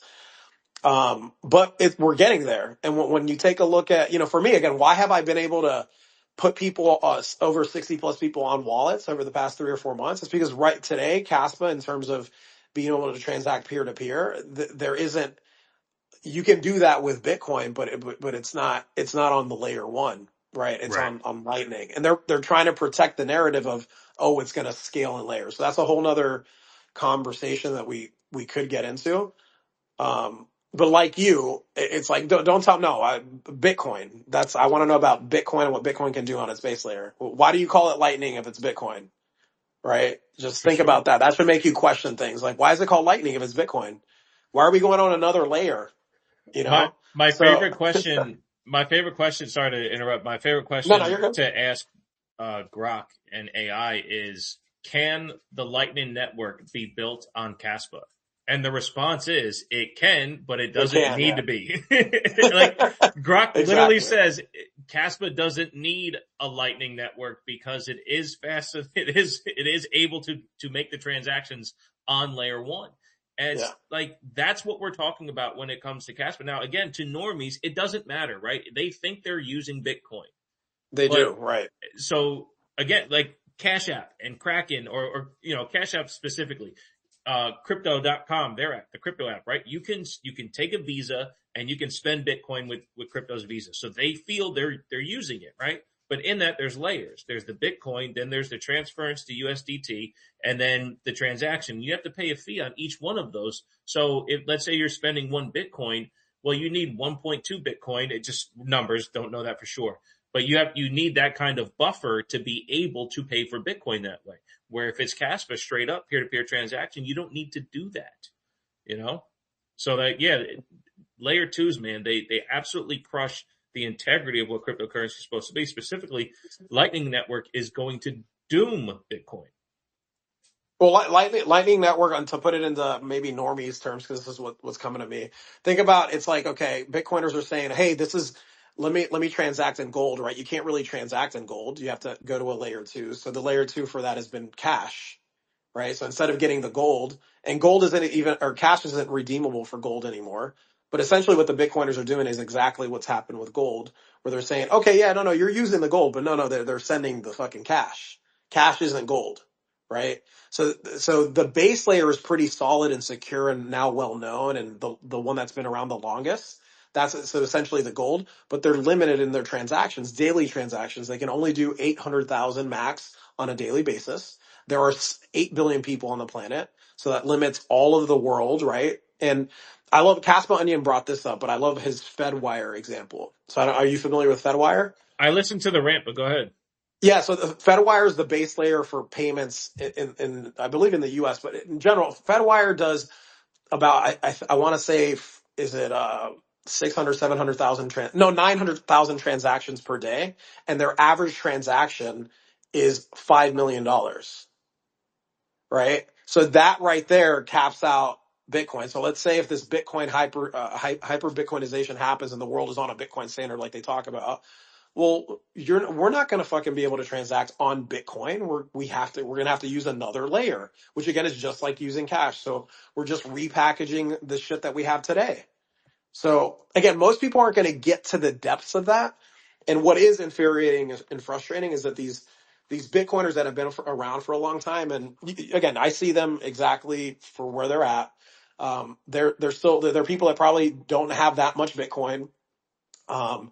And they're all about the number go up. They need Bitcoin to go to 1 million so that they get rich, and they don't realize that you're just repackaging everything. So there are Bitcoiners out there that haven't put themselves out that I've had conversations with. They're like, okay, yeah, I can see it, but Caspa is competition to Bitcoin.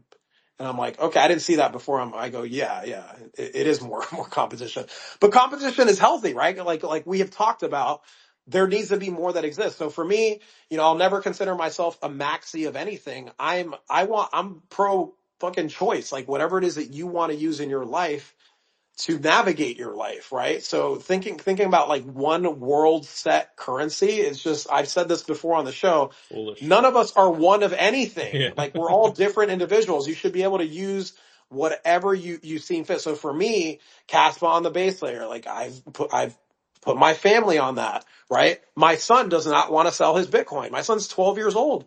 I'm not going to force him to sell his Bitcoin. He doesn't understand it like I do. I want him to go through his process. And if he wants to keep it, he can keep it, right? So I think that's important, right? To have the discourse and the conversations like that. It is Bitcoin that I gifted him, but he's working now. He's got his little snow cone stands, and He wanted to put all of his Kaspa in because I have influence over him. Obviously, he's my son, but that's my point. It's like there needs to be more of these conversations and the calling out of these guys whenever they come. And I've gotten into, not into it, but it's really cool that there's a couple of Bitcoiners out there that are throwing things out, and then, we're able to give counters back, and then it's still the same shit, right? We don't get anything of substance back. They're just doing it to get Kaspa riled up. If anything, it just makes Kaspa hit home Yeah. even further, right? It makes it hit home even further. Um, so yeah, brother, it's pretty interesting how things are unfolding. Oh, for sure. Did you happen to hear what Kevin O'Leary from Shark Tank said? That's something I put down in notes that I wanted to talk about. I was wondering if you heard Yeah, it. I saw the post. Go ahead. So the summary of it, and he speaks very definitive, cause he's a smart guy. He's made a shit ton of money. But the summary was that Bitcoin and Ethereum are going to be the only two cryptos left when it's all said and done. And I agree and disagree with him. And I'll give you the agree first, and you'll know exactly why I disagree with him, because it's the same exact reason. Mm-hmm. He's 100% right that Bitcoin and Ethereum will be the only two cryptocurrencies left when it comes to investment value, like stocks.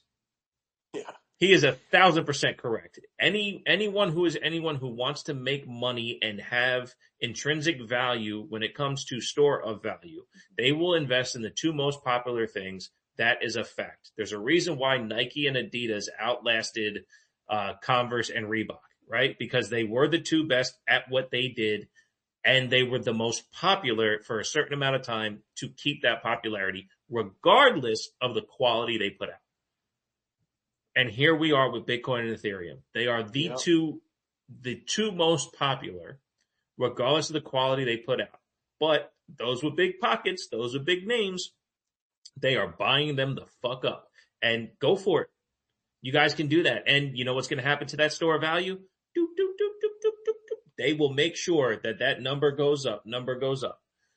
But they are 100% wrong, because they will literally be removing what cryptocurrency is, and they are now centralizing it. I've said it too. I get it. Look, and this is the difference between me and tech guys. They say, and I agree with you because it's the tech version of it, centralization is about the 51% attack, right? That security and centralization is, well, you can't 51% attack it, so it's decentralized. Okay. But if you have 40% of Bitcoin on stock market exchanges, guess where the centralization is happening? In interest. Yep. Your actual interest in the number going up. They can force that money, market makers, right? Like market makers / market manipulators. Like that's what's going to happen. It's happening now with less than 50% or 51% attack on mining. You actually have like a 20% attack on market manipulation. So any big wallet that dumps, which is the fear right now with wallet number one in Kaspa, right? If that wallet dumps XYZ, well, you know what happens when that wallet dumps? The tech stays the same. I'm not worried. Right. I'm not worried at all, because the tech stays the Yeah. same. In Bitcoin, everyone should be worried if anyone with a bag dumps, because there's nothing that's going to help it come back up except for people wanting to buy it to get rich again. That's it. Mm-hmm. That's it. Yeah, there's no utility. That's why I hate the term buy the dip when it comes to crypto. Right? Because you're looking at buying the dip, let's say in Bitcoin, right? I sent you a voice note the other day.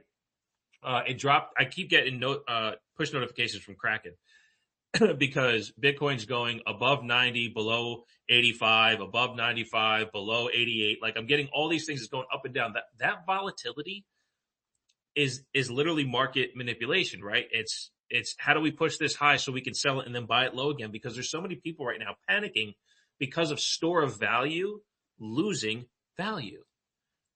Us as Kaspa investors who believe in the tech, you're basically DCAing whenever you buy. You're looking at your daily cost average and go, should I buy today or should I not? Right? And is it a good time for me to buy? I have funds. I don't have funds, right? Other than that, and I get it, charts make sense because of human history. But again, if every single day there's communication about Kaspa getting stronger and stronger and stronger based on its tech, then what do I care what the value is? I know what the intrinsic value is, and it's how you can use it.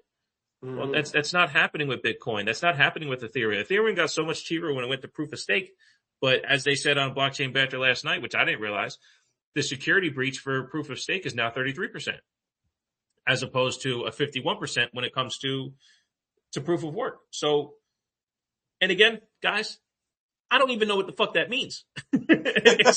Except it's a measure of vulnerability, right? And I don't know how you exactly get there, but I understand the concept of measure of vulnerability. And if all the tech guys say that Kaspa does that better than the rest, so okay, I believe in the tech, and it's harder to get a 51% attack. Okay, I'm with you. I'll keep using it, and yeah, man. So when it comes to Bitcoin and Ethereum being the only two left, I agree, man. It's going to be the only two that exist on the stock market in some way, shape, or form. But at the end of the day, Caspa's not going anywhere, and there's no chance that anyone who's heavily investing in Bitcoin and Ethereum can take Caspa away from us. So I think that is Exactly. as the most decentralized as crypto gets. Exactly. Yeah, yeah. So I'm with you with all that you said there. And so Kevin O'Leary again, whenever I hear any of these influencers or big time people talk, I really my listening for them comes from like, okay, who are they? What have they done? What is their worldview? And that is a wealthy man that has made his wealth in a debt based system. So he's going to look at everything from a investor's eyes. But he's even somebody I've heard him shit on Ethereum for all the he gets on MSNBC and all that and talks about, oh, the Ethereum gas fees went way up because the network got congested. So he doesn't, I mean, I wonder if he's actually sent a Bitcoin transaction or an Ethereum transaction. He probably hasn't, right? This Right, is a guy that knows how to, he's a market maker. He knows if he says things, it moves the market. So that's the game that he's playing, right? right. I'm pretty sure even if he has, I'm sure he's heard of Caspa. Caspa's a $1.5 billion market cap. Like it's not big enough for any of these He guys could to buy it. talk about. Yeah, Yeah. So, yeah, so if anything, so I think it's funny seeing people speculate like, oh, is Sailor the wallet number one? Is Kevin O'Leary could be one of those wallets, by the way. sure. So these guys may be slow, kind of like I did, right? It's like I had money and Bitcoin was the one to talk about, and I felt safe there. Like I'm not going to get ostracized and shit like that. His pockets are too deep into these networks to be talking about an asset that's 1.5 billion market cap. Like that isn't that much compared to fucking a 2 trillion. And then what's Ethereum at? Like 300, 400 trillion, a billion, right? That they've been around the longest. They're a little bit more established. And it's only a matter of time before Caspa gets there. But again, going back to what you talked about, when you understand this at its depth on a deeper level, what does it do? How can you use it? That's all that's going to matter. That's what's going to have these cryptos actually be what has them sustain and stick around, right? So yeah, Bitcoin was the first one. It's not going anywhere. Right. We are going to measure ourselves to that because it did figure out something that we had never had before, and it figured out digital scarcity. It figured that out, you know. Now you can when you dive into it, going back to exactly what I talked about earlier. When you see what happened from 2014, I've taken the time, bro. I haven't worked for money in 2 years, right? I'm switching that up here recently, but every fucking day for 2 years, like I have dove into this and really gone into the depths of what has happened here to understand it to my extent, right? Even diving into it as much as I have, I'm not a technical guy. Like I am a business marketing sales guy, so I relate to it from that level and also understanding, what these market makers would. But I never, I was always really good at making money, but this ecosystem and what this technology is doing, bro. Again, I've said it before. It flips everything in that.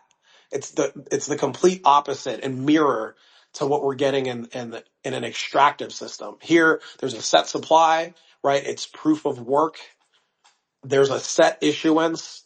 Yeah, we need adoption within the next 10 years, probably sooner, right? And there's so many things in place to make sure that shit happens, right? That's what I love. I'm like, okay, our backs kind of are against the wall, right? So it's like, we got to make sure that we're using it. And from what I'm seeing, It's the reason I moved all of my Bitcoin over to Kaspa, right? I'll play that game. And For I sure. personally, and I don't recommend anybody does that, right? We never give financial advice on here, but from where I am in my life, like I shared this on a previous episode, like I have made chunks of money very quickly in my life. So like I have the resources to go out and make the money in that world if I need to. But what's happening over here, this is exciting. This is something that actually can, again, I believe I've shared this before, but again, in that system, the Kevin O'Leary and those guys to play in the fucking game and all, and to Uh, be in the conversations that those guys are in, you have to be on a whole different level that 99.9% of us will never fucking get to. yep. You can play in that game on the opposite end, investing into Caspa and even getting into Bitcoin right now, right? Like I do see Bitcoin going up in nominal terms over the course of the next 10 Sure. years, right? And if you have 10 or 5 to 10 Bitcoin, you might be okay. I don't know, Right. but it's not going to be having like 10 grand in today's dollars in Bitcoin. Like 100 grand in 10 years isn't going to change your fucking life. Right. So again, what can it do? What is this technology capable of? That's what I see, bro. And we're at the ground floor of this. We're at the beginning stages of this. And that's what makes it exciting because, again, I've sent a transaction on large ones. It's one thing when you send $5. Try to send six figures and tell me, Yeah. oh, is it fucking there yet? I don't know. Is it, oh, okay, I see it confirmed. I No, tried then I tried sending I opened up a business checking account and I tried sending $1,000 and it took 3 days. $1,000. yeah. $1,000 from And one here, one bank institution to a different bank institution. It took 1,000. It took 3 days, 3 business days for $1,000. That's not a lot of money. yeah. And the cool thing about Caspa is like you literally the same way it feels to send $1, it does the same exact thing sending 100,000. Like it sends in the same exact amount of Right, time. right. It's You know what crazy. I'm saying? So a Yeah, lot of people don't. So if you get to experience that, nobody can fucking tell you any different. And then you learn, oh, it's proof of work. Oh, same ethos as Bitcoin. There's a set issuance, right? There was no pre-mine. When you learn all that, it's like, okay, why are these Bitcoiners being this way? Oh, they're still trying to get rich. They still need number to go up. yeah. What can you use Bitcoin for? You saw through all that Oh bullshit, yeah, right? yeah, So just be real. It's capital. It's like gold.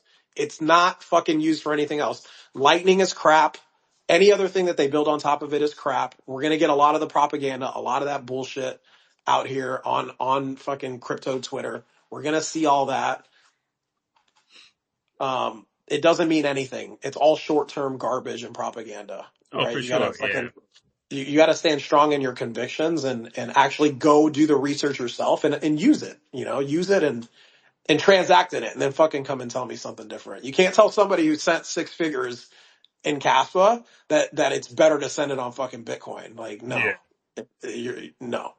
No, and we're again, we've said it before, we'll say it again. We're so early because even as you're explaining it, like we know what Caspa is capable of, and so do developers who's building on Caspa. A lot of it just doesn't exist yet, right? Like again, shouts to Vivor. I love the Casper guys, Andrew Yeah. and Alberto. Like those guys are amazing. Um, but yeah, they're using LivePeer to help with the infrastructure of Vivor because it's not quite there yet, right? And the Casilla messaging and K the Twitter alternative, like all of those things, it's all everything, even in finished product, is all beta for what the network is gonna be able to handle later on. And I'll never not appreciate when you were like, dude, we have to, like we had a Vivor issue on my end, and you're like, no, Vivor and then spaces. Like it's if we can't Right. get Vivor, we're not doing the spaces, right? Like so like and I'm like, exactly. So then when I think about expansion of what we can do with the show, look, I only post the audio of this on my podcast feed because I have it already, right? And we want to meet people where they're at. So we do spaces because there's more people on spaces than there is on, Caspa's Twitter alternative. And as we migrate, as the show grows, as Caspa grows, we'll be right now we're probably 95% traditional world right? And 5% Yeah. Kaspa as far as the show goes. At some point, that's going to flip, and we will be 95% on Kaspa for what we do, and 5% on the real world because we still want to meet people where they're at. So, like for instance, the reason why I said I put the show on my podcast feed for the Terrible Wrestling Takes podcast is because I don't want to create a new one for this show, because to create a new one means I have to do it in traditional senses, not Yeah. in Caspa senses. So if there's a Caspa podcasting app where I can upload and it benefits the base layer, I'll do it there. Until then, I'll use what we have, right? You're using your Twitter channel to create the spaces. Perfect. Right. Because that one already exists. I thought about opening another Twitter account for the show, and I'm like, well, no, because if I make one move into the traditional aspect, then I'm also taking one step away from Caspa. Oh, I love So, that, bro. oh, Yeah. dude, That's a discipline right there, right? It's like, yeah, because it's easy to even get this on YouTube and whatnot, right? But right, the part of the reason why I'm like, okay, I'm not gonna post on. Do I need to be posting on YouTube? Man, not really, because this isn't about amassing a massive following. It's about being an correct, example of, yes, okay, we're moving our time and our energy over to this Caspa thing. And a lot of it's not, people if we were out here trying to fucking make money and right, all that, these probably wouldn't be the best moves. We can go do that on our own right, time. This isn't about that. This is about, okay, let's be the first people here to do it. And there's a bunch of people in the Caspa community that are being innovators. So like the people in the space right now, this is only episode 6, right? It might not be till episode 56 or 106 before we see that. But that's okay. We're committed to spending this time because we see how important it is and what it's going to do for the masses, right? We see this early. Yeah, man. So it's good that I mean, we're on the same page with yeah, this, for right? sure, With no, how for we see sure. it. That's just because it's hard. Like again, trying to explain it to those who may not be into cryptocurrency or what crypto technology brings. We also understand that what we're preaching also doesn't quite exist just yet. So like Hmm. the pure example of what we're talking about is we're just believing in the future. And we're not believing in the future that Casper is going to go from 5 cents to $500 a token. We're believing in the future of decentralization to be able to, sit in our kitchens and talk life and sports and Casper. Like again, at some point, there's going to be less Casper to talk about and more sports to talk about. And Yeah. we will be the longest running sports show on the Casper network because we started now, right? And we believe in what that can be going forward. And you said something. I don't know if it was on the show or offline. But you're like, and whether it's once a week or more than once a week, and my fucking antennas went up, and I'm like, wait a second, brother, like you're talking my language, but what we're truly doing, Yeah. because even next week we got to move the show to Monday. We talked about that a little bit. So next week, those on the listening, we'll be doing Monday. We'll lock down the time, but I got an appointment midday Tuesday, can't get that moved. But anyway, like we are meeting people where they're at. They're meeting us where we're at. And that 95% traditional communication is it's gonna turn 95 Caspa, and when it does, it's gonna be really fucking exciting. Yeah, bro. Like what thinking? I never understood what testnet or mainnet was Right. until I got into this. So we're the testnet. This is a testnet, right? There's no set structure, and we don't come into this. There's a couple things you talk about, like, hey, I want to get into this or talk about that. But we know sports life. Let's have it be organic. Let's have a conversation. We've had people up to talk the last couple weeks, and maybe we'll do it here. But yeah, man, this is about just organically showing up, being authentic and sharing life and being real with this, right? And not, there's too much of the fucking number go up and making money and getting fucking rich. I'm just, so this is refreshing, right? It's a big part of the reason why I wanted to do it with you, because having the conversations that I've had with you, I'm like, okay, yeah, I could vibe with Bishop and talk to him and not Appreciate not that, get brother. sick of him, right? Yeah, yeah. So I appreciate you being who you are, bro. It makes it easy to do this. You can't do this with everybody, right? There's, Oh, for uh, sure. so yeah, man, it's been great. We'll keep it going. Yeah, that's the fun part about decentralization is that you don't have to fit a mold, and Yeah, you know, and exactly. we can figure that out. So yeah, I'm definitely glad we vibed. Look, you mentioned it, and it's probably a good time to do it. if you want to get the audience on here, let's get some raised hands in the spaces. Anyone who wants to speak, we can talk sports life or definitely Caspa. Yeah, so just request and we'll give you some time and have you come up. Buffalo was on here earlier requesting and I missed it. So he wanted to speak and I guess he left because we didn't let him up. I see Casmi on here. I haven't seen you in a minute. Good to see you, brother.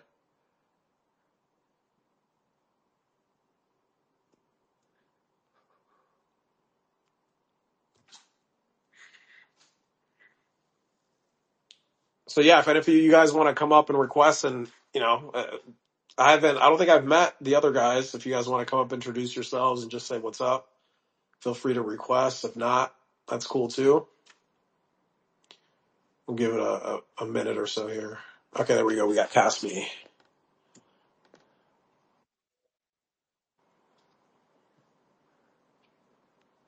What's up, Casmi? You're on. Not much, guys. Just jumping on the stage with you. Thought I'd chat for a little while. How are you guys doing? Doing good, We're man. good, Thanks for brother. joining. We're good, man. Yeah, I'll always try to join and support where I can, It's the least I could do. Yeah, man, we appreciate that. Oh, we see you on the spaces. I see you started running a couple spaces yourself too. I've tried to jump on when I'm available, but yeah, man, it's great. It's great to see what you've done in the last month or so, just getting the community together and sharing it the way you have and seeing what you're doing, bro. So we appreciate you big time. Yeah, we're working on it. We're a work in progress. We're gonna get a second show together starting hopefully this Friday. We're gonna do like my show is more about uh NFTs, meme coins, and that level of the eco. But starting this week, hopefully we're gonna get one going that's a little bit more about like just more sophisticated stuff like Kaspa KII, and there's a desert initiative with energy, so we'll be talking about that stuff, starting this week. But yeah, we're excited. I got a really great community that has really rallied behind the idea, and, I'm blessed for that, so it's been great. But, I remember I was hanging on, episode 2 of Blockchain Banner, and now you guys are on what? Coming up on episode 10 this week? I think we're coming up on 10. Yeah, we had a break last week because I was in London, and that'll be fun. That's tomorrow at 10 p.m. Eastern, 10 p.m. Eastern, 7 p.m. Pacific. Yeah, man, that's been a fun conversation to have every single week, and the people that we have on there. So yeah, brother, that's how it is. Just being consistent, having a platform for people to come up and share what they're doing, what they're up to, the ideas that they have. That's how this thing spreads, right? Right.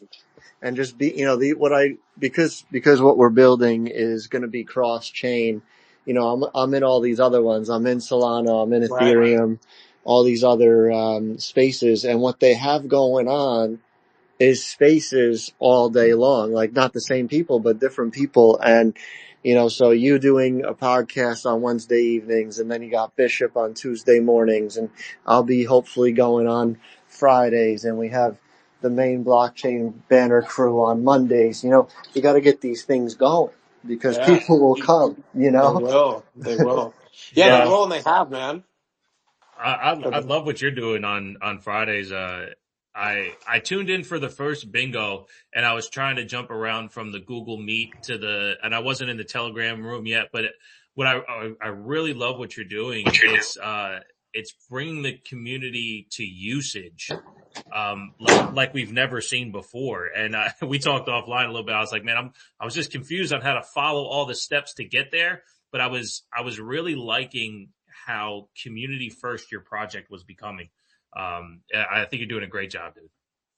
yeah, well, thank you, man. It's Casper first. Like, I definitely am a little bit different in a sense for like I'm like Caspa first, but definitely not only Caspa. Mm. So we're working on that, but yeah, we're working on 3 different projects all at the same time. So I know like someone who's kind of stepping in is like, what's going on? And I talk to everyone like they've been there with me for the last 2 months. Most of them have been. So, um, actually I was, kind of reformatting the website today. Like, okay, for example, Bishop wants to follow, bingo. So he's not really looking at these other two aspects of the organization. So I'm sort of like organizing my thoughts after, our last conversation too, because I want people to be able to follow the project without needing to consume every bit of it. It's all about user experience.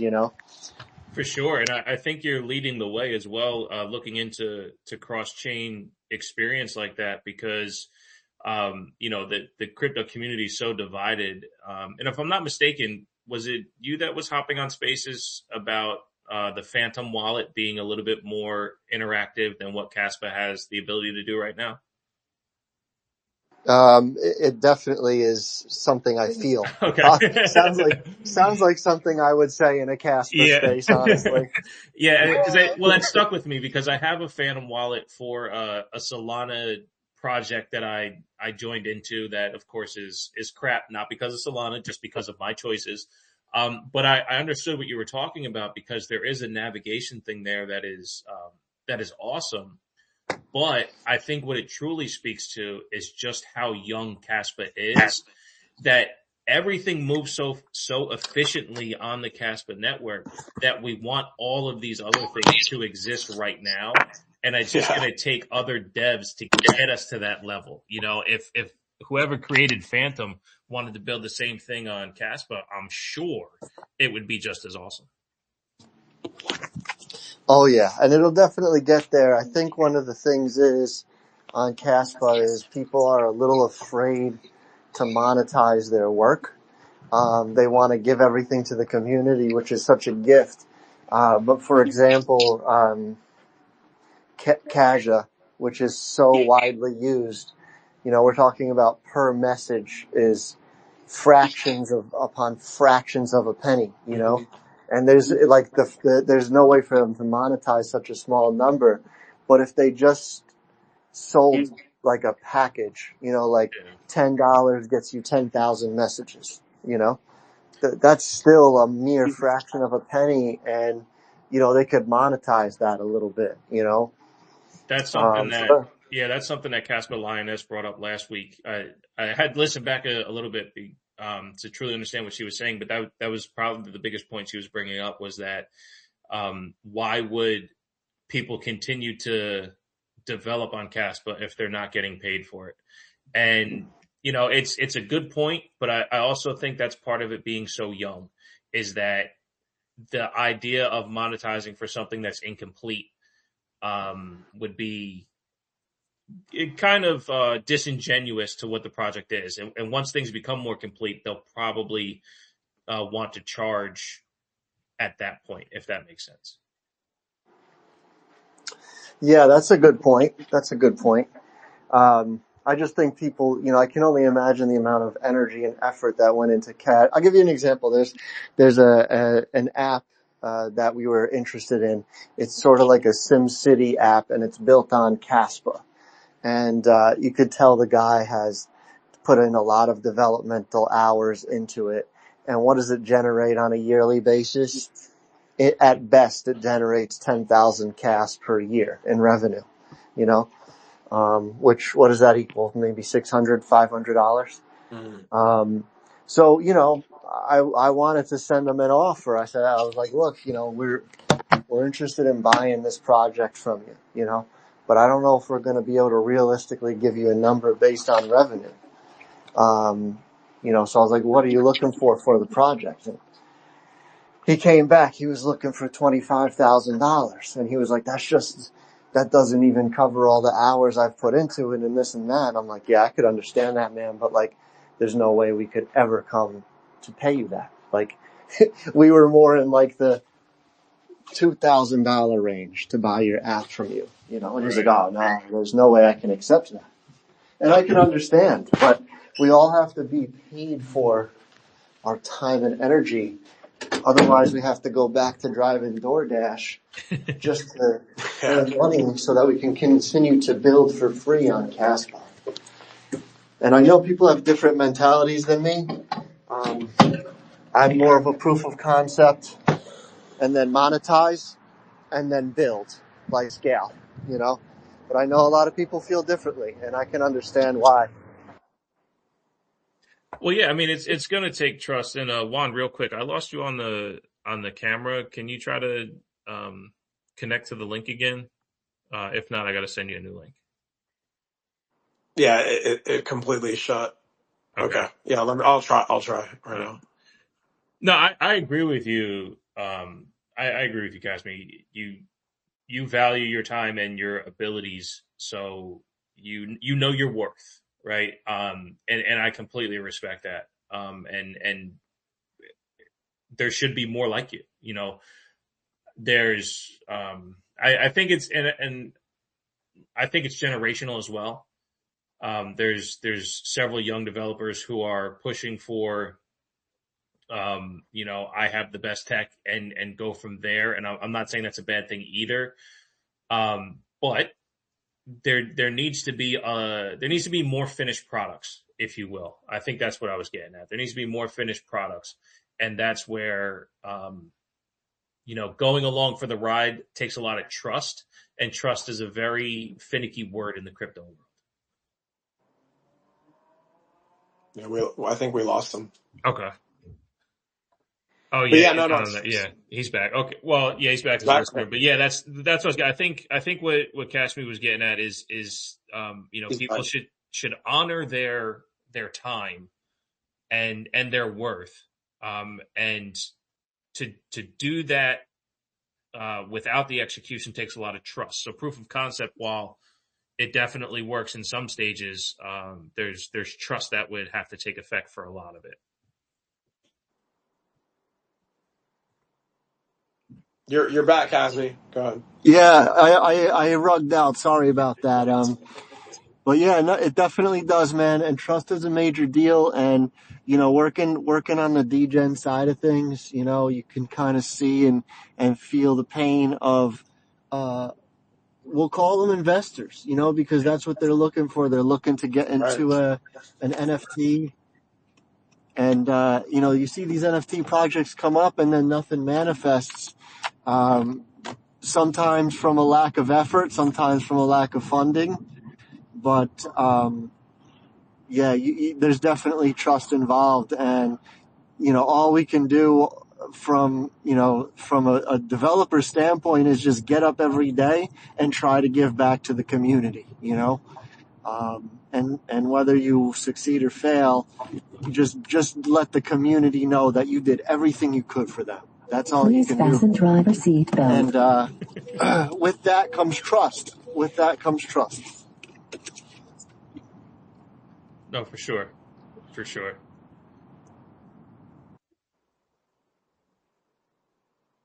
What do you think, Juan? Yeah, no, I appreciate people like Hasmi because he gives that perspective. I know that again, going back to how I compare things with um, us building in this new ecosystem, I think his perspective and what he's trying to do, and just seeing what he's done in the last month, right, building up Casmi the way he has, and just how he interacts with us. Um, we're in the testnet phases of all of this, so Yeah. it's he talks about he's a proof of concept and then then build. So I think it's great to have that perspective and just like you said, keep coming at this and giving your best and again you just appreciate people like him that are doing it the way he's doing it, because he's showing up and showing out. So Yeah. yeah, I think it's great. There's all different types of approaches to all of this, and we're still. I think crypto is going through a phase of really getting out. Again, just even a couple of years ago, people still looked at this space as, and they still do. There's still some of this where it's like it's schemy, it's scammy. Even saying degen. I Yeah. know some people that don't like any of that shit, and they don't like once that leaves, or even if it does, right? Or just the way we speak about the space, it's just so fresh and so new, brother. So we're just scratching the surface, and we're still testing a lot of things out. But the best is yet to come. The best is yet to Oh, come. for sure, for sure. Go ahead, Casmi. What you got? What we're looking for to find out right now is, we're talking to a client, and what he's building is what he's building, what he's built already on Ethereum and Solana, is basically there's a piece of real estate and you can own the token, and therefore you own a piece of the real estate. Long story short. And he was on a call with me. He's like, look, we talked to Kaspa before, and we're trying to come over to Kaspa. He's like, and he's talking to me. He's like, you're like the only guy that we know who's like out here talking about Kaspa. And what do you know? Like, how do we get over there? And so I was like, all right, well, explain your issue to me. He's like, well, we use Chainlink so that the coin can be brought from Ethereum to Solana, and yada yada technical talk. But the Kaspa level 2 does not offer what's called CCIP, and what CCIP is a Chainlink interoperability, so that people can come over from Ethereum and Solana and utilize the same project that I just described on Kaspa. And so this is a major hurdle. As you said, of course, it's testnet, but if anyone knows anything about why Casplex is not CCIP, that would be CCIP enabled. That would be great, so I can at least communicate with the client, and we can maybe find another way. Yeah, and Casplex is the first layer 2 to launch. That again speaks to how early we are to what Kaspa is right now. That concept of tokenizing real estate and having, I heard his name is, he's not as active on Twitter, but his name is Aaron Keyes. I heard an interview about that concept from somebody. He lives here in Miami, so I've gone back and forth with him on DMs. But that concept I've heard of, and it sounds so cool to be able to own a piece of real estate tokenized, right? So yeah, no, that's a great question. I think reaching out to somebody at Eager Labs, I'm sure you've probably tried that, but at Eager Labs, like when they launch here and they're supposed to be able to come out in the first quarter of next year.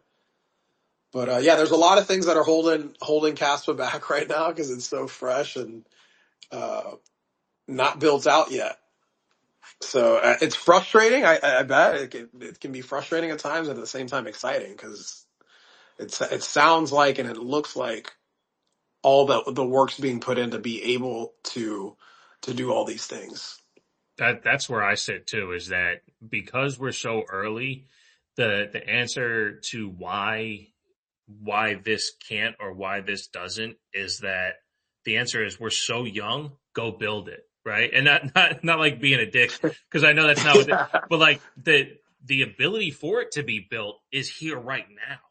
Go do it, because it can happen. Not only can it happen, is that once it happens, it's probably going to be the best version of what that looks like just based on speed alone. So like, go for it, right? And there's going to be that opportunity very, very soon. So fuck it, make it yours. And like I said, if whoever created Fandom did the same thing on Kaspa, like it would work just as perfect, if not more perfect, just based on the speed. One of my problems with Fandom now is that it congests a lot. But no, like I think the idea of having all that stuff applicable on Kaspa, so like the why not is like, just because we're too young, like you said, there's only one layer 2 right now. The second layer 2 is coming up soon. But even that, I don't even want to use any layer 2s because I'm not looking for that stuff. But maybe I'll take whatever Solana project I have and migrate all that shit over to Kaspa anyway. Like I would love to. Yeah. Go ahead. No, I was just gonna say, like, I'm not here for the layer 2 stuff either. But speaking to what Cassmi's talking about, what he's doing, how he's building on here, I think there's a market for it. There's a need for it, and again, based on the foundational layer of what Kaspa is, like he said, he's a Kaspa person first, but that's what's different over here too. We're not going to sit here and tell you like, oh, you're wasting your time. Stay laser focused. Only focus on Kaspa. No, it's not just going to be Kaspa and Bitcoin, Solana. There's things out there that I don't know about. We don't know about. No, right. We don't know everything. So I think it's important to have that open mind type of approach to things, because then you can build, and what it does do is it creates competition in a free market, and then we get the best of what's out there. We get the best talent to show up, the best talent to build, and then you reap the rewards of being, that first person to build on whatever it is. So there's just so much out there, right? And I think that's a growth mindset. That's an abundance type of mindset, right? And it's important to stay that way in order to be open to seeing what's possible on here. But so I think being frustrated with it and being like, okay, we need this and that's the beautiful thing about this community, bro. For sure. That we can talk about this and throw it out there and see what sticks, what's available, where we can get to. It also becomes a testament of use case of what we need, like, Right. and things can always migrate back and forth. Like VProgs excite me. Like, that sounds amazing. And that's actually, we actually chose, when we really started building out, the utility of Casme, we chose level 1 because of the level 2 complications, and I'm very glad we chose that. But one of our recent developments, we're going to be building that on Kaspa level 2. And then if down the road VProgs comes out and we can rebuild what we built, then we'll bring it right back.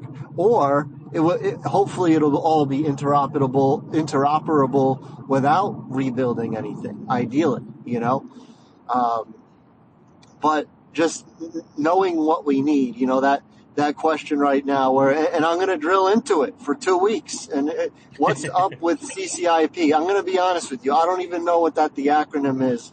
Right. No, I'm not Neither going to lie to do you. we. Neither do just- we, but we gotta ask. Somebody out there knows. Someone needs to know what this acronym is, and I need to be able to sound like I know what I'm talking about to the client. Okay. Exactly. So, Yeah, I had to Google it last night. When I saw you tweet it, I Googled it first and then I responded because I know what some things look like. So once I read the definition, I was like, oh, okay. Because Jonathan did talk about having Bitcoin to Kaspa related transactions, and the first thing he said, it just introduces an incredible amount of trust because you have to trust one network in their ability to honor their half to go to the other network. And of course, it exists already, but Solana and Ethereum also proof of stake. So I don't know if that affects it at all. Now I'm just throwing out crypto terms, but there's a chance that it can happen. I'm sure because the protocol exists, right?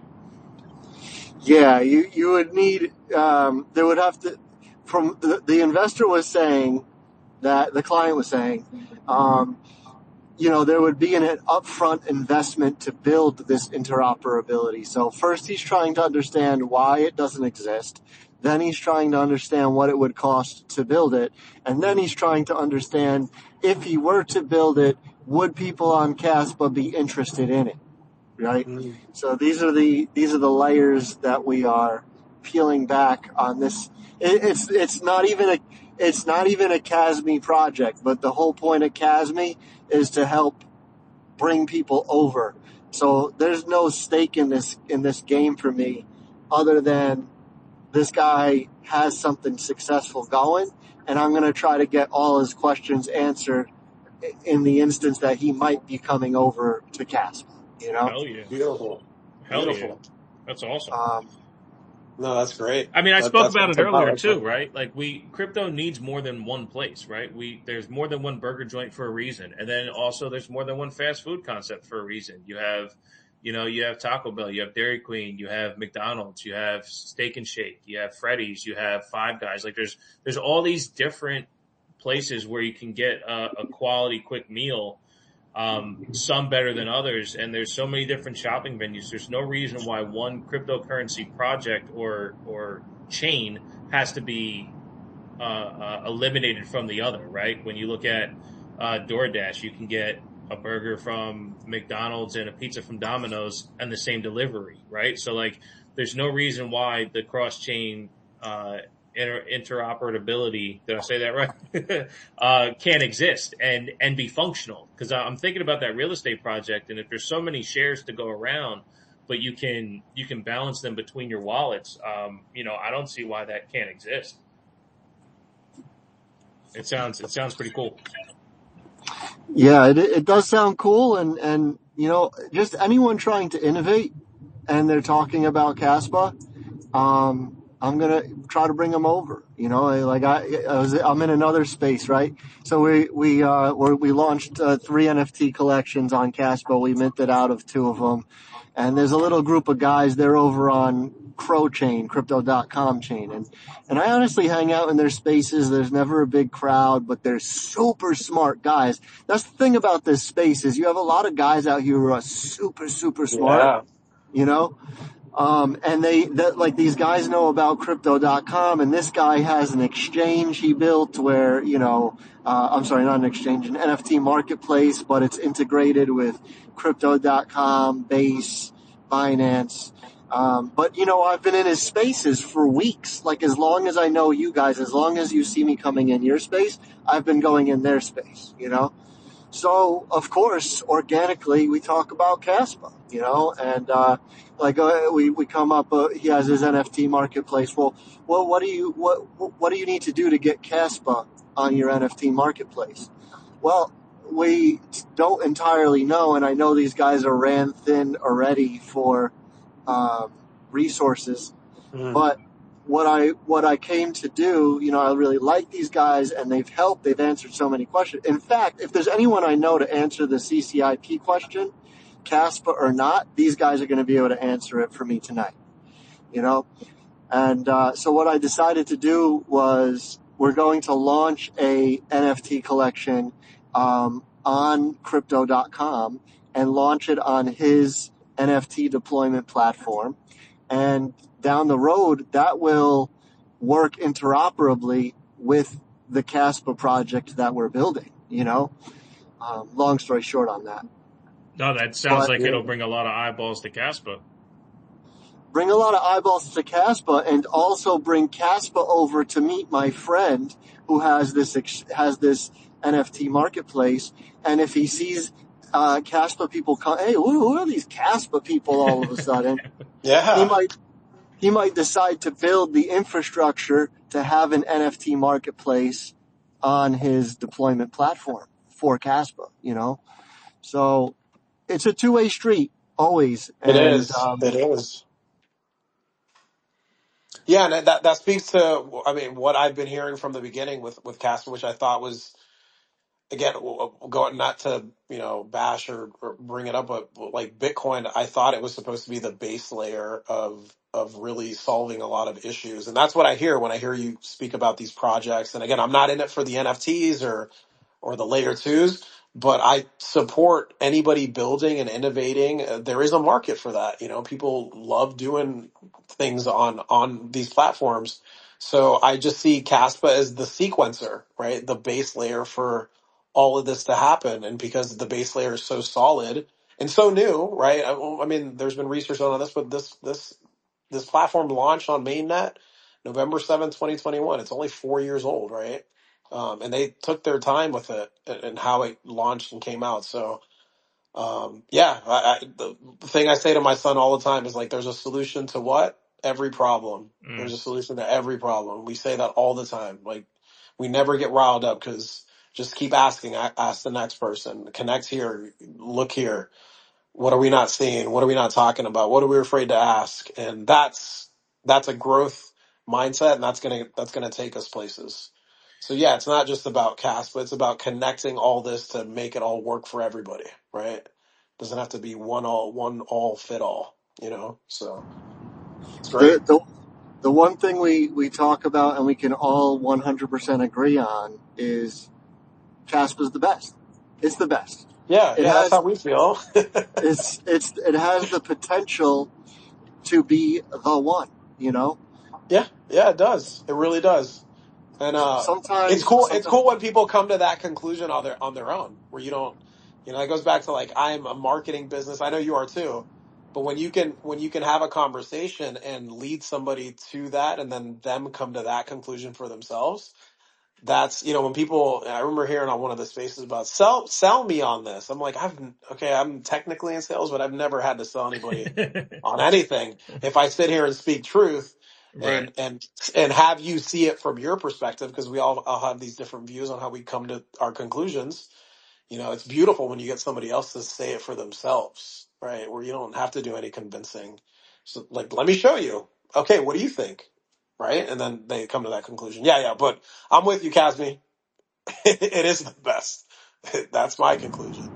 It is the best, and I think sometimes part of being the best is being humble, Yes, sir.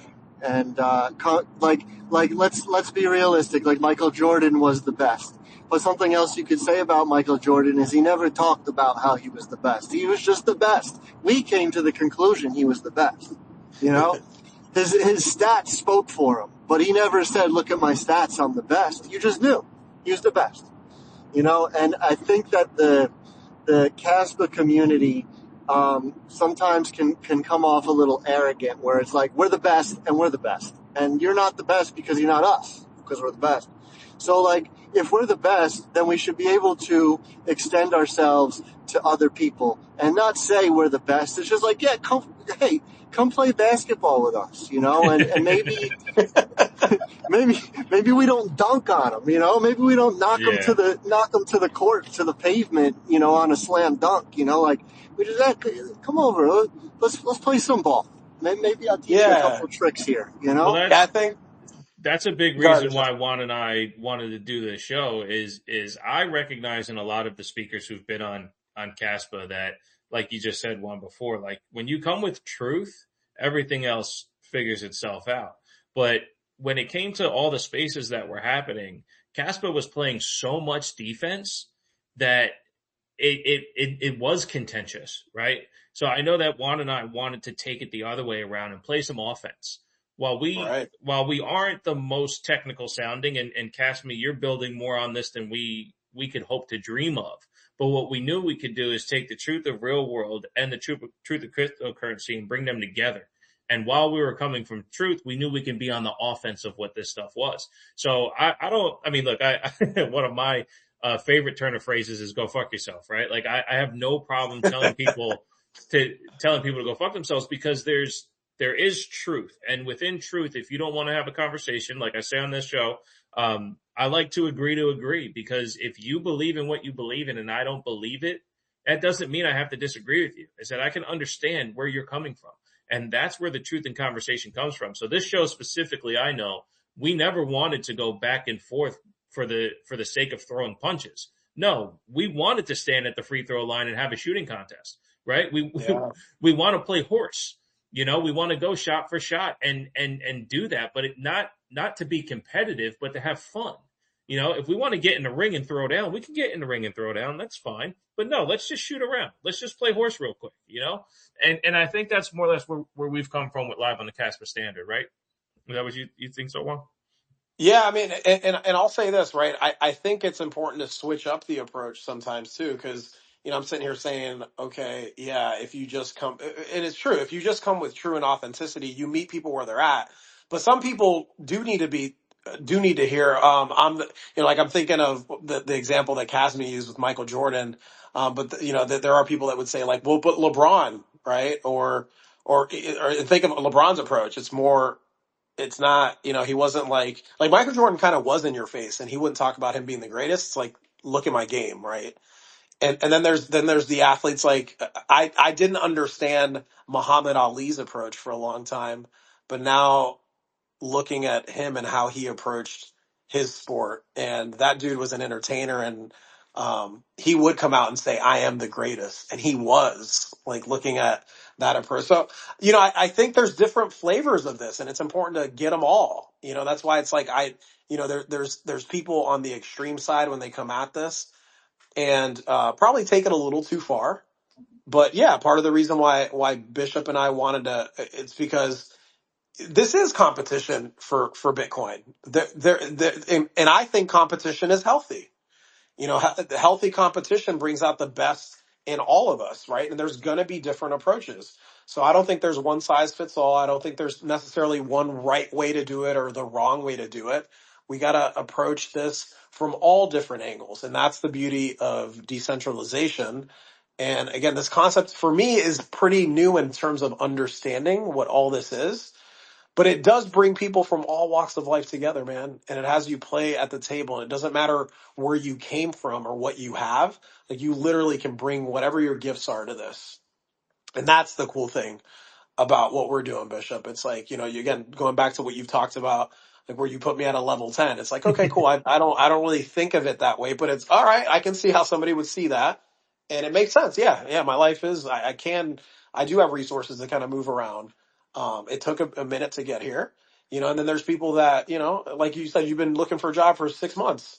So it's like, that doesn't mean I'm better than you though, Right. but there is a world out there where we wouldn't even talk to each other, where we wouldn't even interact. And like that, I think that's a pretty cool dynamic that you and I have. It's like, I'm not better than anybody, right? Like, and you're not better than anybody because of where you are in your life. Like Right. all of this can come together. And at the end of the day, we all are working towards our sovereignty, truth, vibing in the world, and going back to, I haven't said it on this episode, but I've said it on several. Like, what is the purpose of being? What is the purpose of life, bro? To To be live, alive. To be alive, to be right? alive. From Alan Watts, just to be alive. So being right here, right now, and relating to people, solving problems, and eventually moving this shit forward, bro. Because there's a lot of people out there that don't fucking understand why shit is the way it is, and that's what we want to bring to the table. We want people to have awareness around that, and to have hope. Um, I No, think that's what a lot of this is about, bro. for sure. And that's why when I had mentioned the level 10 aspect, it's more aspiration than inspiration, right? Like Ooh. I don't, no offense, like I don't want to be you, right? Like, but Yeah, no, I see where you are, and I can see that the pieces that are there that I've hoped to achieve in my life. Oh, someone can do that, right? Like it, and not that, because if it was inspirational, I'd put a timetable on it, right? Oh, well, you're 4 years older than me. I got the next 4 years to get where one is. Fuck no, no, no, that's a no, no, no, no. That's not how life works, But yes. I can see the possibility of what, and again, the aspiration comes from what is detethering from fiat and infrastructure and what the world says you're supposed to have, and the rotation of that into a sovereign mindset and lifestyle.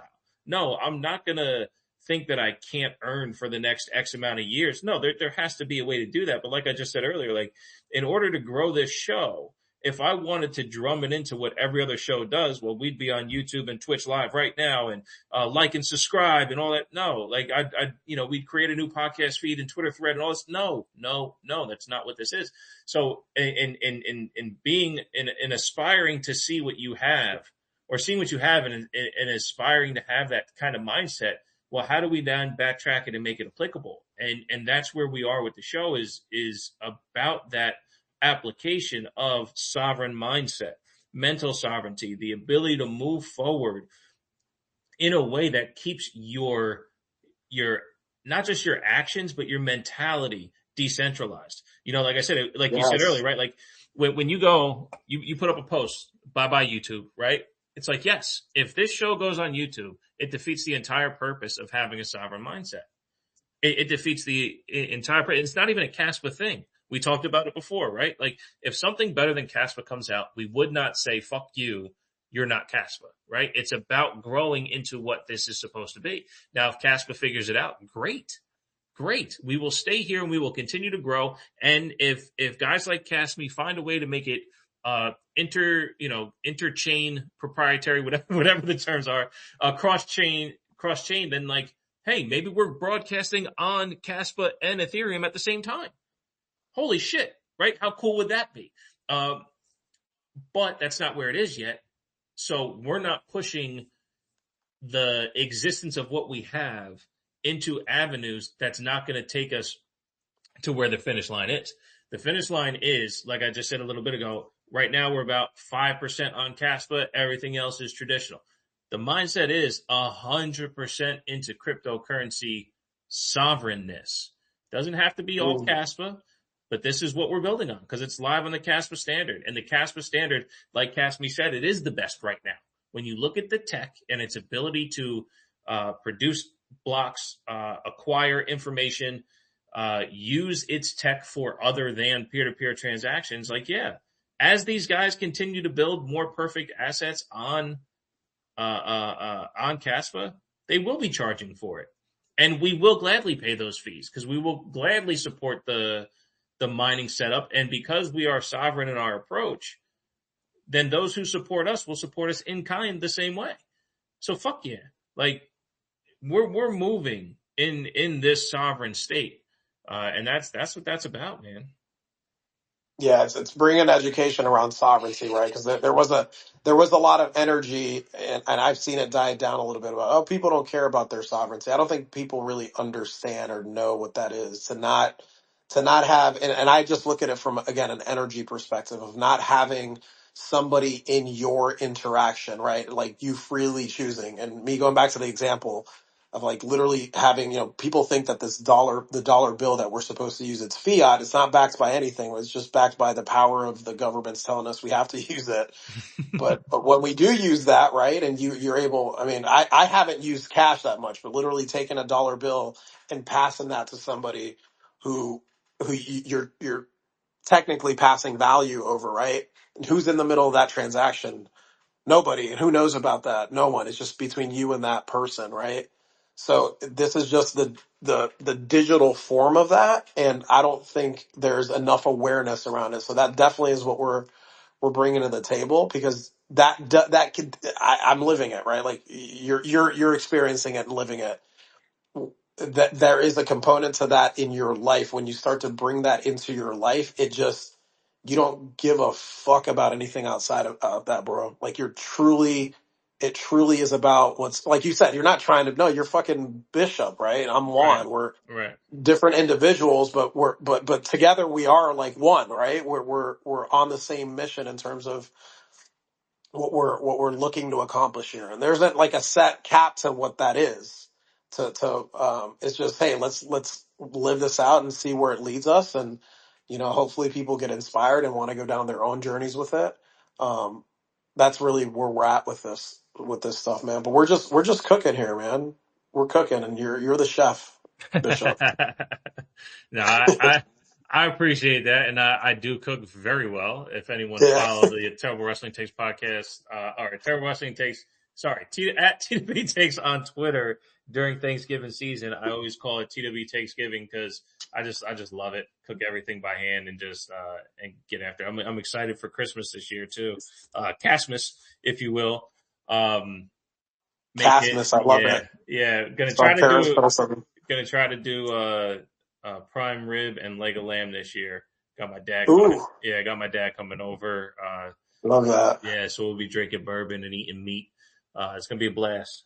It's gonna be a blast. So, but yeah, man. If Casme, you got anything else you want to add in, or we can go to some other people in here, and if not, maybe we'll give it about another 10 or so and wrap it up. What do you think, Juan? Sounds good, brother. All good. Awesome. Anything else you want to get off your chest, Casme? Not necessarily. I really appreciate you guys bringing me up. And thanks for everything you do for the Caspa community, and keep drilling into it, because the more the better. The more the better. These, like I said at the beginning, all these other chains, they're community supported, whether they're VC or not. They're community supported with all these different X spaces and this and that, and that's how we're gonna onboard people. So keep up the good work, guys. And sometimes I'm able to talk, sometimes I'll just keep it on in the background, but I'll continue to support where I can. Yeah, brother, appreciate you. Thanks for hopping on. Thanks for, it was good. I haven't talked to you or seen you in a little bit, so man, great to hear from you. And keep at it. You keep doing what you're doing. What you're doing is super important. Yeah, So we appreciate you. keep crushing it, Casme. You're really killing it. One thing you brought up that we don't necessarily talk about, because I know we truly love the fact that Kaspa is not VC backed and it's purely decentralized. Yes, there were some early miners that knew before others, so they got the plug in quicker. But I think in truth, like being VC backed isn't that big of a deal, unless they own 90% of the token when it's released, right? Yeah. Like it's Right. because if it like for instance, Casme, right? Like if he was given $10 million to build out Casme, right? Would you not trust what he's building, right? Like Yeah, yeah, you're right. You're so, right like in that to that extent. It's yes, yeah, it's not the whole VC. It's the tokenomics of yeah. So you got to look at that, right? yeah, And that does turn me off from some projects. I'm not going to name names, but for me, that does play into it. And then the whole what's the narrative behind the project? Some of it is just about it's going to be $10 million a coin or $10,000 a coin, or when they start talking like that, you know. yeah, So, but yeah. you're right. I'll let you. I don't cut you off No, there. it shouldn't discredit a quality product, right? Like even if Caspa was VC backed and turned out the same way, would it still not be the best tech? It would just feel less decentralized. You know what I mean? So like I I don't know. Like I agree. I'm shy of anything that portrays itself as a crypto company by having so much money influx because then you don't know the true value of it, right? Then it's almost kind of like a meme coin. But if it's proof of work, it's scalable and it looks like Caspa, like even if it's VC backed, because for instance, a VC may want to create a different style of Caspa with a block DAG to compete with the infrastructure, but to do it in their own way, right? Like, and if that happens, like yeah, you might trust it a little less because it's a copycat, but if it does the same exact thing, then like, well, fuck, man, like, like that shit works too. Are you familiar? Are you familiar with Cadena? No. That okay. So yeah, you're speaking to. I think right now it was, for where the ecosystem is, it was important for it to be, and it's the reason Caspa was launched Okay. the way it was because if you go back to the history of Caspa, they did get funding, right? They got funding from Polychain prior to launching Caspa for the research. They got $8 million. So and then again, then looking at some of these foundations within Caspa right now, I just think that the launch of it being VC backed changes the dynamics and it changes the type of people that they're going to be able to attract initially, right? I personally, the only reason I personally touched Bitcoin was because of that. Like I didn't come, and for Gotcha. me again, it was like I was making money outside of this crypto system, so I didn't come to crypto looking to make money Right. initially, right? It was because I did dabble in meme coins as I was like, okay, I need to get more Bitcoin. But the more and more I dove into it, I do think that the foundation of it being solid and it not being a company is the reason crypto separates itself. Like you were talking about it earlier, where the crypto companies are like stocks. Like you're investing Yeah. in a company, and Yeah. you maybe own a percentage of it. But as long as I just think the way it was launched was very critical to keep Caspa the way it is. But speaking to that, right? You're right. Like if there were now a VC firm could come in and be like, okay, this Caspa thing, and they could invest into it, or but they would Well, have I to do it guess money the adds same way we do. influence too, right? I guess that's part of it too. Yeah, Yeah. yeah, Gotcha.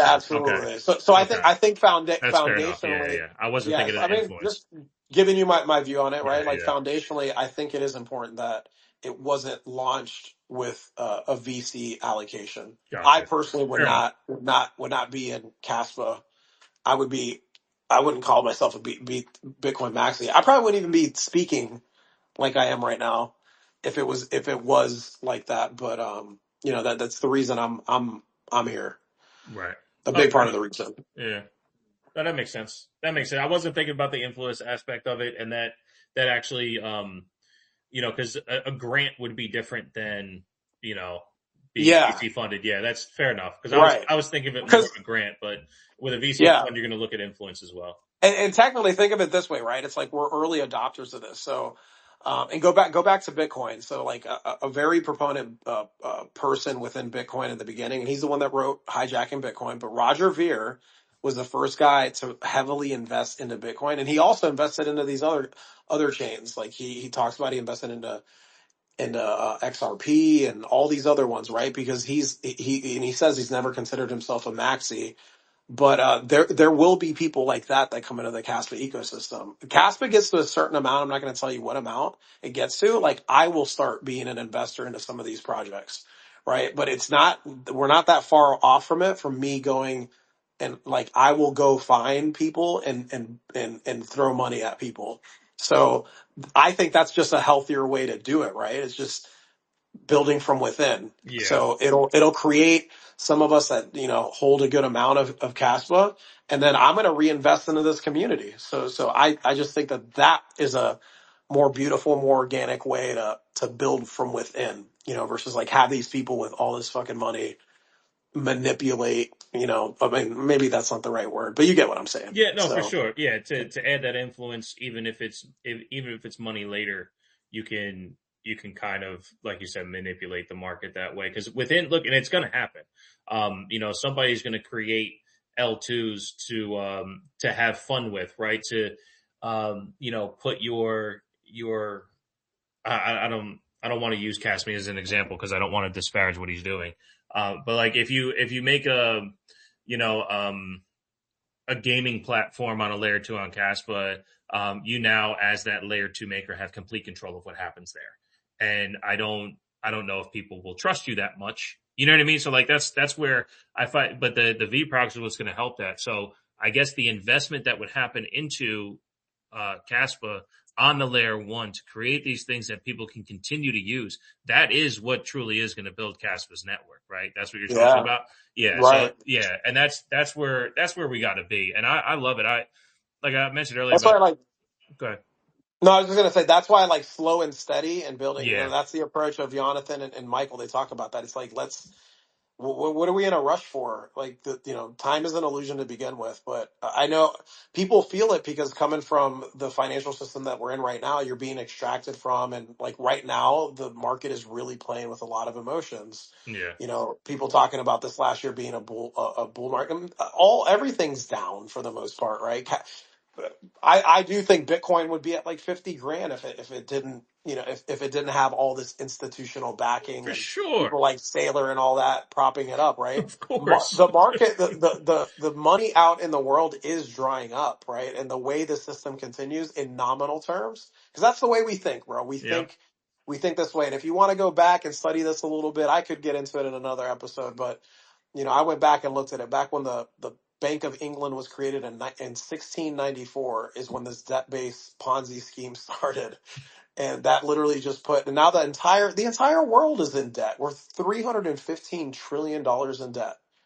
And we don't produce fucking a third of that. So there's no way we're not paying. This isn't about paying back the debt. Right. That's what people don't get, right? But what you do feel, what working people feel that go out there and work for their money and saving their money, they're like, why are houses getting more expensive? It's like, because, I mean, if you don't own assets, and that's what essentially Kaspa, Bitcoin are, they're assets. If you don't own assets, like you're going to go ass backwards, right? Try and hold the dollar. It's lost 99.9% of its value over the past 100 years, right? It's lost something like 25% over the past 5 trillion was printed during COVID. So even wrapping your head around that, who the fuck has time to study it on Right. that level unless you go into financing? And then again, what they teach you in schools is completely different than what the actual information that's out there. And you got to go digging to find this information. And even with AI, you have to ask AI the right questions and then come with some correct information to even dive deep into this to get what actually has happened. So it's like a lot of this information is buried, and it's not what they teach in schools. This isn't information that's out there. You got to go digging and want to find the truth to understand why the fuck this shit is the way it is. So I know people feel it. A big part of the reason why we're on here talking, bro. Like I want to help educate as much and have people go down their own path. They have to find their sovereignty, find their mental sovereignty, find their path, get to the truth, confirm what's being said. Like don't just Juan said this or Bishop said that. You should go confirm this shit. All the information's out there. It's definitely out there. 1,000%. Go ahead, Casme. Yeah, what I was going to say is I haven't read too much about what's going on, but there's something with Yana and Igra Labs right now, Mm-hmm. and it's really about like that level 2 trustless discussion. And what I wanted to say was before Bitcoin was decentralized and trustless, it was centralized and trust was required, Yep. and then it launched. And before Caspa was decentralized, it was Mm-hmm. centralized under Jonathan. and then it launched, and now it's decentralized. And when I did my project, I had my first NFT collection, and I wanted people to be able to exchange their first NFT collection for the second NFT collection as a reward, or if they had duplicates, blah blah blah. Now, everything that we built was on the level 1, so there's no smart contract. So people were physically sending me, Frank Casme, the NFTs, and then I was sending them manually to the burn wallet and then sending them the new NFT, right? So in essence, I became the smart contract, you Oh. know, and all of this can be done on chain on a smart contract. But my point is that before something can become trustless and completely decentralized, there's always going to have to be a point of trust. And at some point that could pivot into being completely decentralized and grow to the point where it could never get shut down, the same way Kaspa or Bitcoin currently is. Great point. Yeah, great points for sure. Yeah, decentralization initially is a concept, right? That, and then but you do, he's right. You have to have, like, it starts from a central place, and then the community makes it, depending on the trust that's within the community, that's what decentralizes it. So yeah, it takes time for it to really get to that place. For Great sure. points. Yeah. No, I love it. And it puts the equity that you build in yourself. It puts an emphasis on that, right? You then create the trust of your efforts there. So you build your brand, if you will, and that's where the trust lies. Hmm. Then people navigate towards that, and they have less concern over any decentralized woes. Yeah, that's awesome. Great point. We got anybody else that wants to step up? Throw a hand up if you want to be a speaker. If not, no worries. Don't be shy. But if you're shy, that's fine too. I just wanted to say hi to Jennifer. Jennifer hosts the spaces. I know you guys aren't big NFT guys, but Jennifer hosts spaces where they showcase NFT projects across all chains. And her and her co-host have reached out to me on more than one occasion to let me speak. And in essence has given Kaspa a platform too, because I do speak about Kaspa when I get that platform. So I just wanted to give a quick shout out to Jennifer. Thanks for coming in here. I'm probably the one person you follow in here, and it means a lot seeing you there. So thanks for being here. Yeah, she just asked to come up, so let's Oh, awesome. let's meet Jennifer.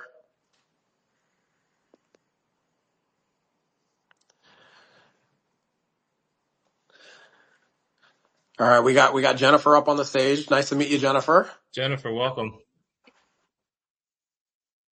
Hello, John. Hello, Bishop. Hello, Kasmi. Thank you so much, guys, for giving me a mic. And I see that Kasmi is on a stage, so I just come to support Kasmi as well, because I am the eyewitness of what Caspar Market is doing. I hear Kasmi like in my two spaces by NFT Bridges and Popular, and people like him deserve the flowers, doing a lot of hard work, doing a lot of dedication for the community is not an easy way. And yeah, Kasmi, and you know that my community support is always with you guys, because you know that it is not easy to do things what you are doing, and this is always amazing to support the people like you, to support the communities like you, because we know that in Web3, like where we are right now, is not easy to maintain the quality, is not easy to stay stable in a one condition, but you guys are doing a lot. So yeah, it is like always nice to see you in my spaces all the time. And also our Popular anniversary space is coming on Thursday, and we tag you. Yeah, we do in our anniversary post, and we are so happy if you come and join us, because you know that always it's so important to support the communities all the time who support us on the stage, and it is so important to collaborate with them. It is so important to give them a platform to for them to tell the people that what you guys are building. And yeah, over my community support is always with you guys. And thank you so much, Kasmi and John, to give me a mic. Oh, you got it, Jennifer. Thank you. That was awesome. I just started following you, so definitely feel free to tag me as often as I'm available. I'd like to listen into spaces to just continue to learn more. So I 100% agree with you. As much as the community can support each other, that's what we're here for.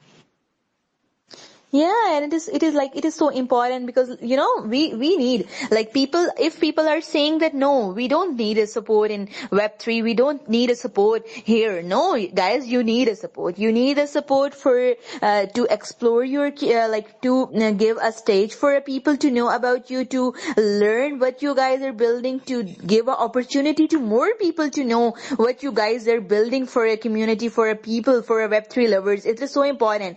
And yeah, together, support is so important. And some people are saying, no, we are not good. Like we are good without a support. No, guys, you need it. You need it because true people support is the asset of your success, and you need it. And also, I post a post on a Jumbotron.